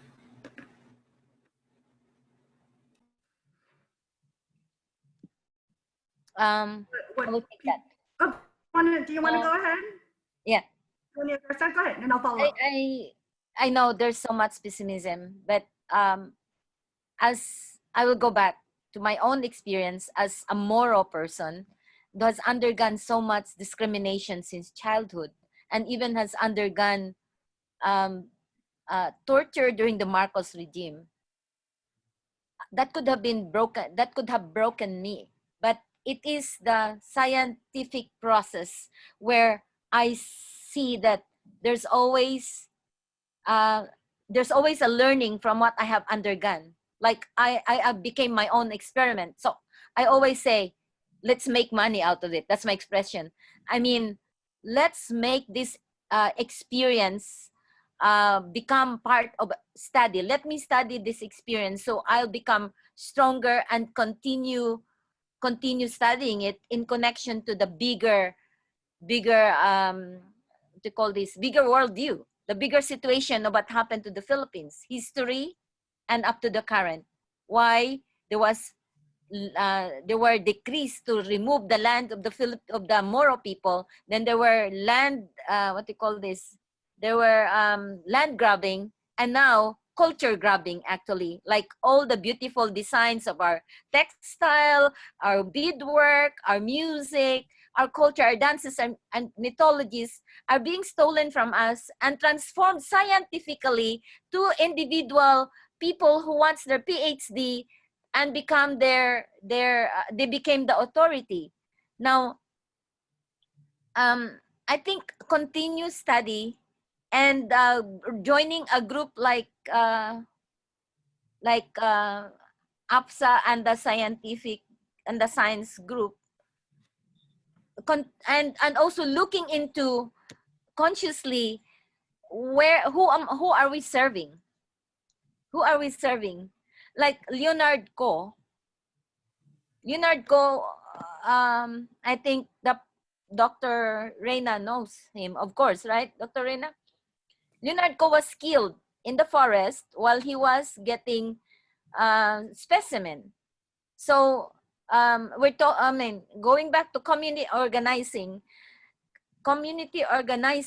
is an art by itself and a science by itself. So if you know the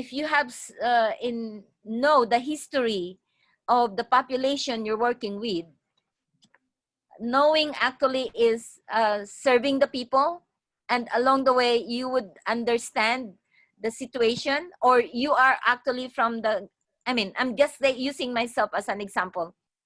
I'm a Moro and I know what is the problem. So then that's how Kinding Sindao started. I started organizing to answer or to model the correct thinking of what has been wrong, what has been incorrect, because it lacks research. And then it continues, because from there you have to look into what are the weakness of where you are and strengthen it. So as a nurse, I was able to create Kinding Sindao as Maranao and artists, and able to join other groups of art like La Mama, which is very welcoming to colored artists. One by one, or there are Filipinos who die without, one thing, 7 out of 10 Filipinos die without seeing any medical help. And I'm here in USA. Now, being a nurse, you saw Filipinos die, and mostly cardiovascular disease. And then, so I started reading, and there's not much literature about the cardiovascular disease of Filipino immigrants. So that's how I became a co-founder of an organization called Kalusugan Coalition, and started looking for possibilities on studying the cardiovascular disease of Filipino immigrants, and what we call this, building the concept of using community health worker as an intervention for that cardiovascular disease, because it surfaced that it is the behavior of the Filipinos that creates the cardiovascular disease, like we are displaced, so we have that stress. Number 2, the kind of food we eat. Number 3, the kind of response we have to the stress of where we are as an immigrant. So you can actually see those results right now in APHA, Association of Public Health journal. So that is just an example, because along the way, as you as you work with the community. So the research that I was with is community-based participative research. That the scientist is not the researcher alone. The scientists are the community that you're working with, because the process of learning what is the result of the study, the people you're studying with will resolve the solution of how you're going to affect change on what has been found by the study. So that happened here in New York. So that is just my example of community organizing, using health issues to organize the community. Or chronic in New York, it's easy because you have all the resources. Now start on the level of what is the chronic diseases. Anyway, I'm talking too much. That is just the other side of me looking into using the existing problem of the community and use that as a community organizing tool by itself. All right. So Thank you so much. You can should go I ahead. and answer? Okay. Yes, po. So just to go back to your question of how do you deal with the feeling of hopelessness, and I dropped this in the chat too, but you have to understand, for any of my Nipsey Hussle fans, the marathon continues, right? This is a long journey. And like I said, we may not see the change and the results we wanted in our lifetime, but that doesn't mean you keep at it. I will say this though, activism and organizing will drain you at times because that's where your heart is. Even you as scientists, right? You're trying to increase exposure of yourselves in this field. You're trying to bring voice to Filipinos and Phil-Ams in this field, the contributions you have all made to this field. So that is in itself a worthy thing. Is it enough? Is it what we want to see completely? Not quite yet. And you will feel defeated sometimes, but remember, organizing is just bringing people together. You have all brought yourselves together. It doesn't matter if there's 5 of you, 50, 500 of you. As long as you push the conversation, the Black Lives Matter movement, for example, it's not new. People have been talking about this since we technically abolished slavery, right? That conversation will always continue. It'll be ongoing forever. But now I'm hearing it in the mainstream. I'm hearing more and more people talk about it and accept it. Here in San Diego, we have more Democratic voters than we ever have in the past 20 years. So change is slow. I know a lot right now, you see a lot of images of protests and rallies, and for a lot of people, that's your first entry point into feeling like you can do something. So as long as you've brought people together for whatever cause, and as long as you've made people feel like they can make a difference, it doesn't matter who you are, where you started, I don't even care what degrees you have, as long as you've helped people feel like they can build power, then you've done your job right.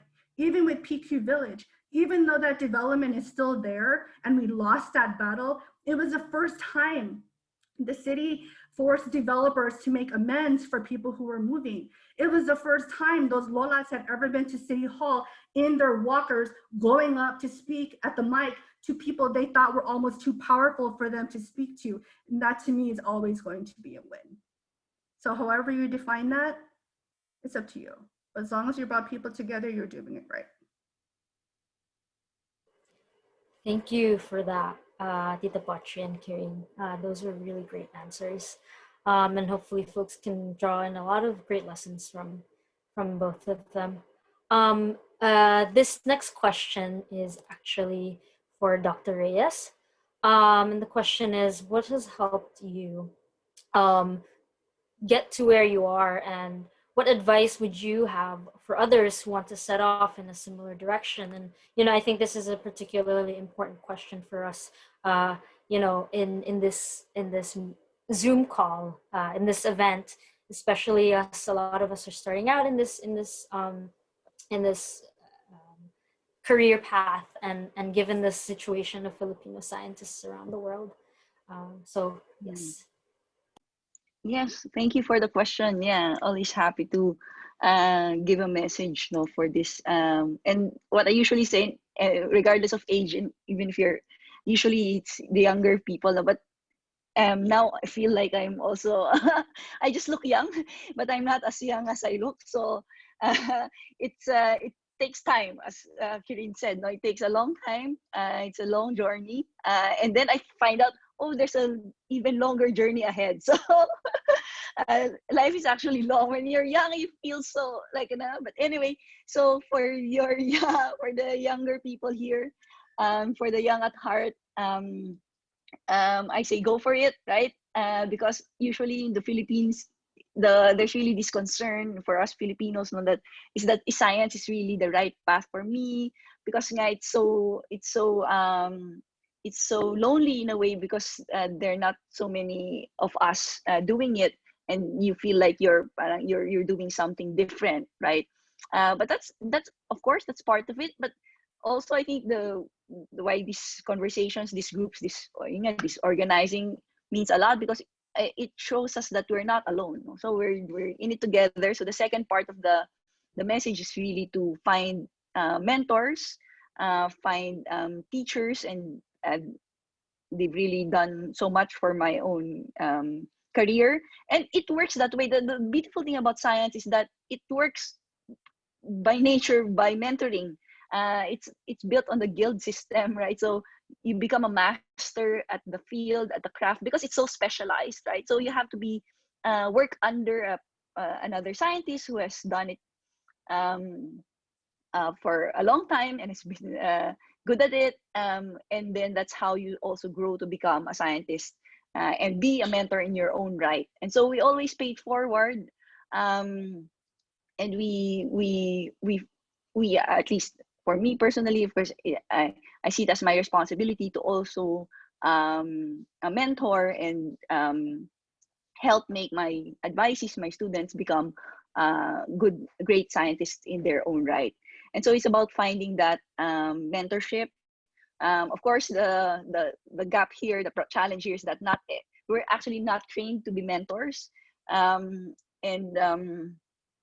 so you can find also, diba, not ideal experiences there, but finding the right mentor, finding the mentor that will nurture you and that will respect you for your own potential and talent is really key. And I'm very lucky to have had those mentors both in the Philippines and in the US. And I hope that's my hope for everyone, to find mentors who will nurture them, and that they pay it forward and become nurturing mentors as well to the next generation. All right.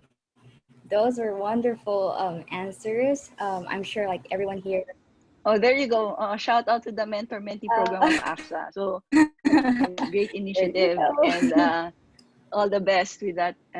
And I'm sure so many things will blossom out of that. Yes. All right. Thank you so much again to our speakers. I apologize if we didn't get to your questions. Those are of us in the audience because we have very limited time. But we have someone in our team taking notes of your question, and then we'll get back to you all through a follow-up email. So once again, thank you so much, Professor Mapugay, Potri, and Dr. Reyes for being with us tonight. Can I hear like a round of applause here? Your roles as community builders in your fields reminded me that causing positive change in the world cannot be done alone, and it truly requires a community. The three of you actually reminded me of this proverb that says, if you want to go fast, go alone. But if you want to go further, go together. And there's really so much that we can do together. Okay, I'm just so hyped right now. Thank you so much once again. I'm going to pass the mic on to Lowell. Let's. Absolutely. In the interest of time, and for those I'm about to talk to, Rose is going to be the one to man the slides. And so we're going to be moving forward as per our last segment. So during yesterday's session, we started out with the anniversary of it. We're looking back on what AFSA has accomplished. From its inception to October of last year, to standing in solidarity this year, to form the interim executive committee, to our first committee with the hunt, up until now with this anniversary. We accomplished so much. And we hope for AFSA to accomplish more moving forward. So the last segment of this anniversary event is a passing of the torch from the interim executive committee to the new executive committee for the upcoming year. And so if you will, to pass on the slides a little bit, showing our lovely faces of the interim executive committee, this development of AFSA would have never been possible without the time and commitment to developing this community. And so what I, and hopefully we, will want to hear from the interim exec committee, what are their hopes and dreams for AFSA to move forward? And I will call out on each of these interim executive methods. I would like to start with Rhea. Rhea, if you can mute yourself and put on your video. Hi. Very briefly. I didn't know that I was gonna. What are your hopes and dreams for AFSA moving I didn't forward? know that I was gonna go first, but okay. Hopes and dreams for AFSA. I hope that what we started grows bigger and more functional. Like, we're only at the beginning and we're still figuring out how we can collaborate with each other in terms of ideas and our committees. So I hope that this becomes more functional, because we can serve our communities better if we know how we work internally. I am also looking forward to our first set of elected officers that we will have for next year. And like, looking back into the forums and discussions that we have had in the past year, I know we have tons of ideas and goals that we want to achieve, and I'm looking forward to that. And I'm excited to see how far AFSA and region members can reach. So as a reminder, your interim executive committee is not leaving AFSA. We're still here. We'll still be around in support of our officers. And don't worry, we'll still ask a lot of questions and a lot of follow-ups. I guess lastly, I'm excited to welcome the new generation of Filipino scientists who would never have to say that they didn't know any Filipinos in their field. Because like, when we first started, there were a lot of, wow, I didn't know that there's like this group, like there's this much Filipino scientists around. So, and then they haven't seen so many Filipino scientists. So like, as what Kirby said, like yesterday, like, we are not alone, like, let's not isolate ourselves. And I hope that AFSA grows to be like a community who pushes this younger generation forward and help them through their careers in science. Again, don't forget to follow us on Twitter and Instagram. And thank you everyone for being part of AFSA for the last year and this anniversary event. And I hope that I will still see you in the coming events. Yeah. That's real. Next, I would like to hear from Ricky. You still there? Is Ricky still there? Did you get a photo? Let me second. Huh, I guess he's not here. Natalie, are you there? Yep. Natalie? All good? Yes. Can you hear me? What are your hopes and dreams Okay. for AFSA? Hopes and dreams for AFSA. So similar to Rhea, I hope we continue with the momentum that we have and like continually growing and showing that representation is not only important but action, so that like AFSA's already started off with a lot of programming that's not only used as the scientists as represent grounds to like push for better science. And I think AFSA has a unique space in that because we're so interdisciplinary, where we can do this in all fields and in all different levels of education. And I think that's really important, and we're kind of very unique because you can interface with literally someone in a science you'll never be exposed to otherwise. And I want AFSA to always be that safe space for all of scientists to have interesting and deep and like innovative conversations. I think lastly, someone told me this at the beginning of my AFSA involvement to find your tribe. And I didn't think I would have a place for my Filipino identity to kind of converge with my background and my future in science. And I think I want AFSA to be that tribe for budding future scientists in the, like, for the future. And also for current scientists who didn't have that tribe throughout their career. So at least regardless of what stage, you can start your involvement in a new community. You don't have to be an undergrad or someone new to find that space. Thank you, Natalie. Ricky, are you back? Ricky? Hi, sorry. I'm here. What's up? What are your hopes and dreams for AFSA? My hope and dream for ASA is to continue growing, and you know, it would be great to be recognized not only in the Philippine spaces but also here, and be asked or consulted with when making policy changes, or, you know, making an impact in the Philippines, and giving the Philippines an outlet to look to, or, you know, be a resource for them to look to, and you know, and be like, oh, let's see what ASFA can say about this, and, you know, make our statements well or known, and yeah, build that reputation and branding. Absolutely. Rose, briefly and passionately, what are your hopes and dreams for APSA? No pressure, well, briefly and passionately. I wrote something just so I don't forget anything. So my hopes and dreams, I want to start with advocacy first, is to deepen and strengthen our continued efforts in starting conversations, partnering with other organizations, educating others and ourselves of our own biases, and also amplifying other communities. And just like what Professor Kiran said, the fight and journey is a long road, but we need to keep going. And there are times when we'll get tired and exhausted from advocating for others and for our community, but to remember that we have each other to keep us going. Lastly, for APSA as a whole, is the continued effort of fostering a community where we can still have conversations at Kumustahan that range from favorite food to deeper questions and answers to how isolating it feels to be Filipino American sometimes. I hope that we continue to cheer each other on and further strengthen our bond, and where the different committees communicate and organize together with their mission and vision of having a common goal, which is to serve our communities here in the US and in the Philippines. Absolutely, Rose. Anna, what are your hopes and dreams for APSA moving forward?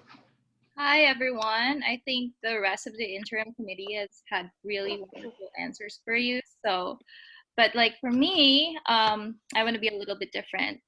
First, I want to start saying that I can't emphasize enough how to believe in what you're capable of doing. I just know that APSA is going to blow up in the next year, maybe month, maybe week even.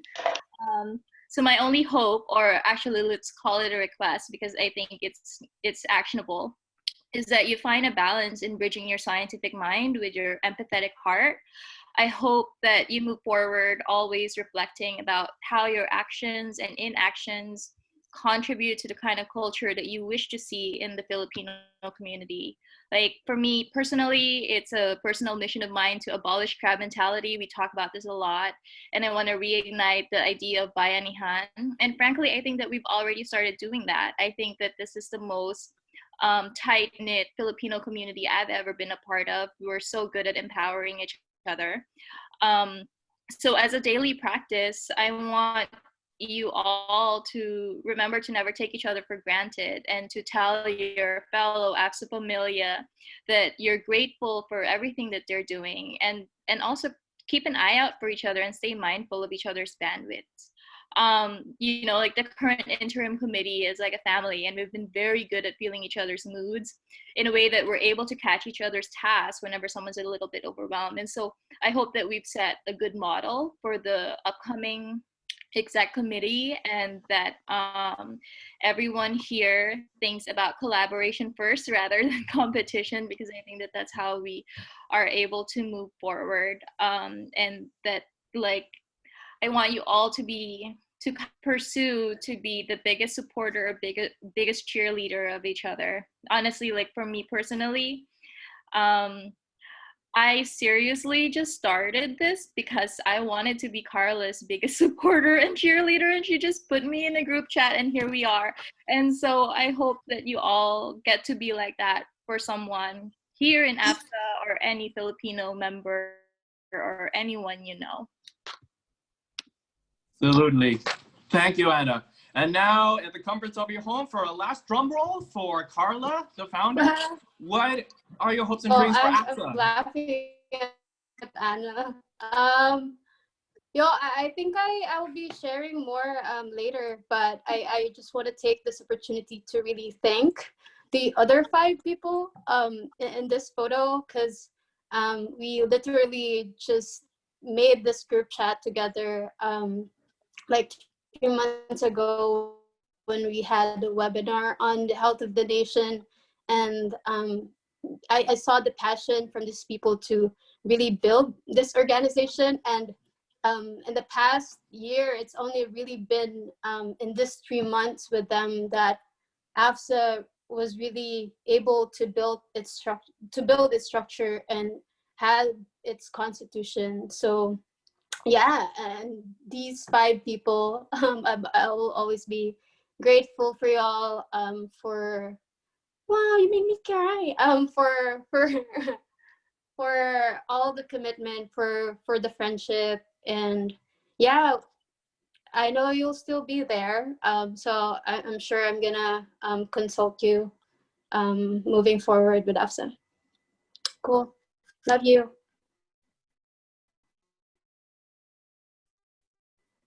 Now, to complete the passing of the torch, I would like to pass it on to Fred of the Elections Committee to introduce our new executive committee officers. Hello, everyone. You might remember me from yesterday. I was your moderator. Once again, my name is Fred. I am an undergraduate at the George Washington University studying neuroscience. So yeah, let me actually share my, okay.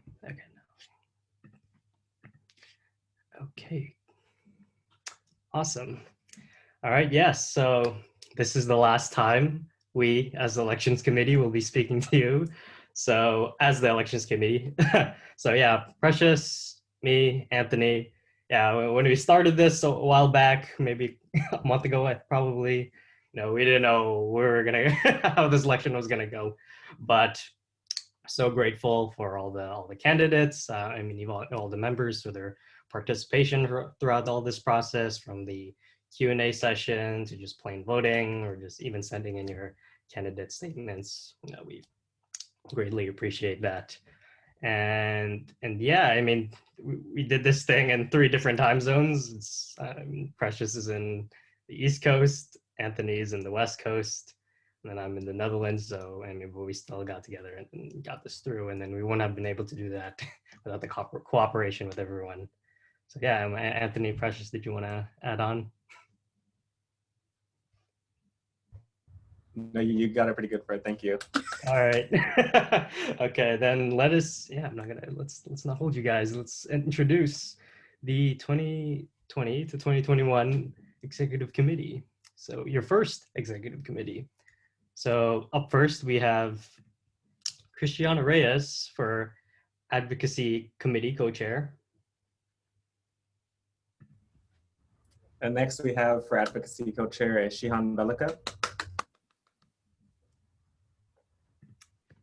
For Education, we have Jay Pundavella. And joining Jay is Bea Canete.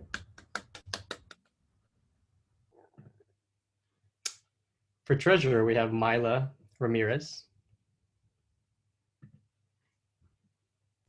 And for Secretary, we have Celine Makaranyag. For Vice Chairperson, we have Natalie Badillo. And for Chairperson, we have Carla Bertulfo. Take it away, Carla.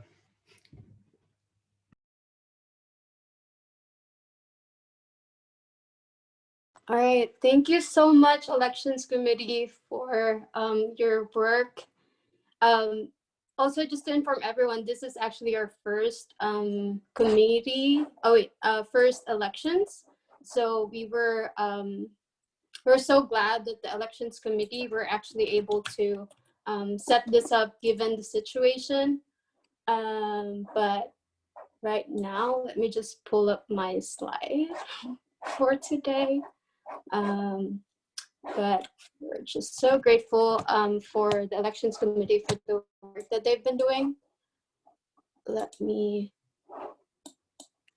Fred, can you stop share? Sorry.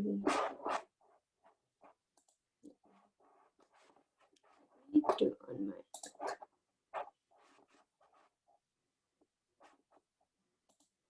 my let me do this again with Sherry.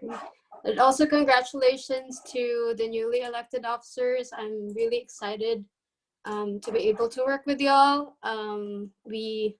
The interim committee has done a lot to get in building the organization, but also I'm glad that we have really trained a lot of people who really has the potential to continue to work with us. So yeah, to close this off, I really wanna go back to the question I posed the other day, which was just yesterday, and asking people for whom are we utilizing our science. And I hope as we had this conference, you were able to see how as scientists, we are actually obliged not just to bring science for ourselves or to do science for ourselves, but use really our expertise and resources to support our communities in the Philippines and in the United States, and even globally in solidarity with other people, you know. So yeah, so looking back as what Rose have shared yesterday, this has been the guiding principle of AFSA, of why we were formed. And now I was asked to actually share what are our principles moving forward. And I think this is still what we embody as an organization, except that right now we want to change the network into a community, because we realized as we actually was building this organization that we just don't want to form a network of Filipino scientists, but we do want to form a community to build a long-lasting relationship with each other, to know each other better, our passion, and what really drives us to do our science. And with this, this is our only way to work together, to collaboratively achieve our common goal, and that is to serve our communities. So initially, I was actually not a fan of the change of the word, because now there are like two communities here, but also it makes sense because one, we are a community. We've built a community in the past in a very short span of time, and we've built a family even online throughout this pandemic. And this is AFSA Familia was a hashtag that was coined by Precious. Also, happy birthday, Precious. But yeah, we are a family. We are a community of Filipino scientists. But aside from this, the second point of really why I think this whole vision makes sense and why changing network to community makes sense is because if we come to look at it, we as scientists, or the scientific community, is not really separate from the larger community. So when we say we are a community, we are part of the communities that we are saying to be what we are serving for, right? And we are not separate from that, and we are actually part of it. And so as scientists, we need to acknowledge that we do not just study nature and society, but we also learn from them. So the challenge for us really as a scientist is to go out of this bubble, to really integrate with our people, to learn the indigenous knowledge that they have, their lives, their struggles, and that's the only way really to identify and address the societal needs that scientists want to ask, or want to question, want to answer. And this is what Maria Orosa did. That was what Kirby shared when she made the banana ketchup to feed the Filipinos during the World War II. this is what Dr. Cuevas did when she used her knowledge to teach indigenous people and local farmers to make them sustainable. Dr. Sese, who pioneered the space program, who helped pioneer the space program and helped indigenous people in Mindanao. Karen with her community organizing, Putri with her arts and science, and Rina with her science communication and the representation of Filipino scientists. So really, it's only when we are able to practice our pakikipagkapwa or bayanihan that it's only when we are able to work closely with the poor and the marginalized sectors of our society in building a really equitable and just world. This is the only way for us to be able to really live the title of being scientists. We should do a science that serves our people, and we should break the science that controls and oppresses. And with that, this is the guiding vision that I am hoping to see AFSA moving forward, to really be a community of scientists who will use their expertise and resources to serve our people, to serve our communities in the Philippines and in the United States. And with that, I would like to close this program by saying thank you to our speakers, to our collaborators in the different activities we had, our donors, and also our cheerleaders, especially who really take time to celebrate with us tonight. Congratulations again to the new executive committee, and I'm looking forward to working with everyone in the future and really see AFSA grow to serve our communities. So yeah, happy anniversary to us. Up next though with AFSA, you still have a lot of things that you need to watch out for. Tuesday, Advocacy Committee is holding a workshop on decolonizing science. We have, so it's Science for Liberation that's gonna happen on Tuesday from 6 to 8 p.m. EST. And we also have our weekly Kumustahans on Wednesdays at 7:30 p.m. So check out our Instagram and Twitter if folks want to follow us, just to be updated of what's happening. So that's it for me. Before we end, can we actually unmute ourselves and take a picture and just probably just greet AFSA happy anniversary while I take a picture of everyone. Cool. Can we say happy anniversary? 1, 2, 3. Happy anniversary. Anniversary, Thank you all for joining us tonight. Congratulations to the new executive committee. That's it for us. Good night. Thank you to the speakers, Dr. Reina. Good morning. Thank you so much. We'll send an email. Karen and Maraming Putri, salamat. thank you so much. Take care, everyone. Alpong salamat. Thank you. Thank you po. Good night. Good night. Salamat Happy po, 1-year Ate anniversary. Ika. Salamat po. Me too.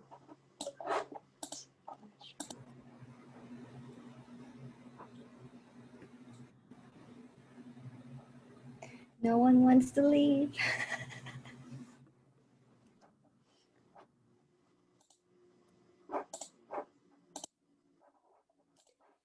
Wow. I see Lowell on my screen. Hello, everyone. One too many Lowells. I could get rid of the laptop Yes. one, but maybe I can keep on the phone one. There are 2 Carlas and 2 Lowells joining us tonight. Yes. I got so stressed out with the change in cameras. Are you Wait, still recording, by the I way? need a VP because I need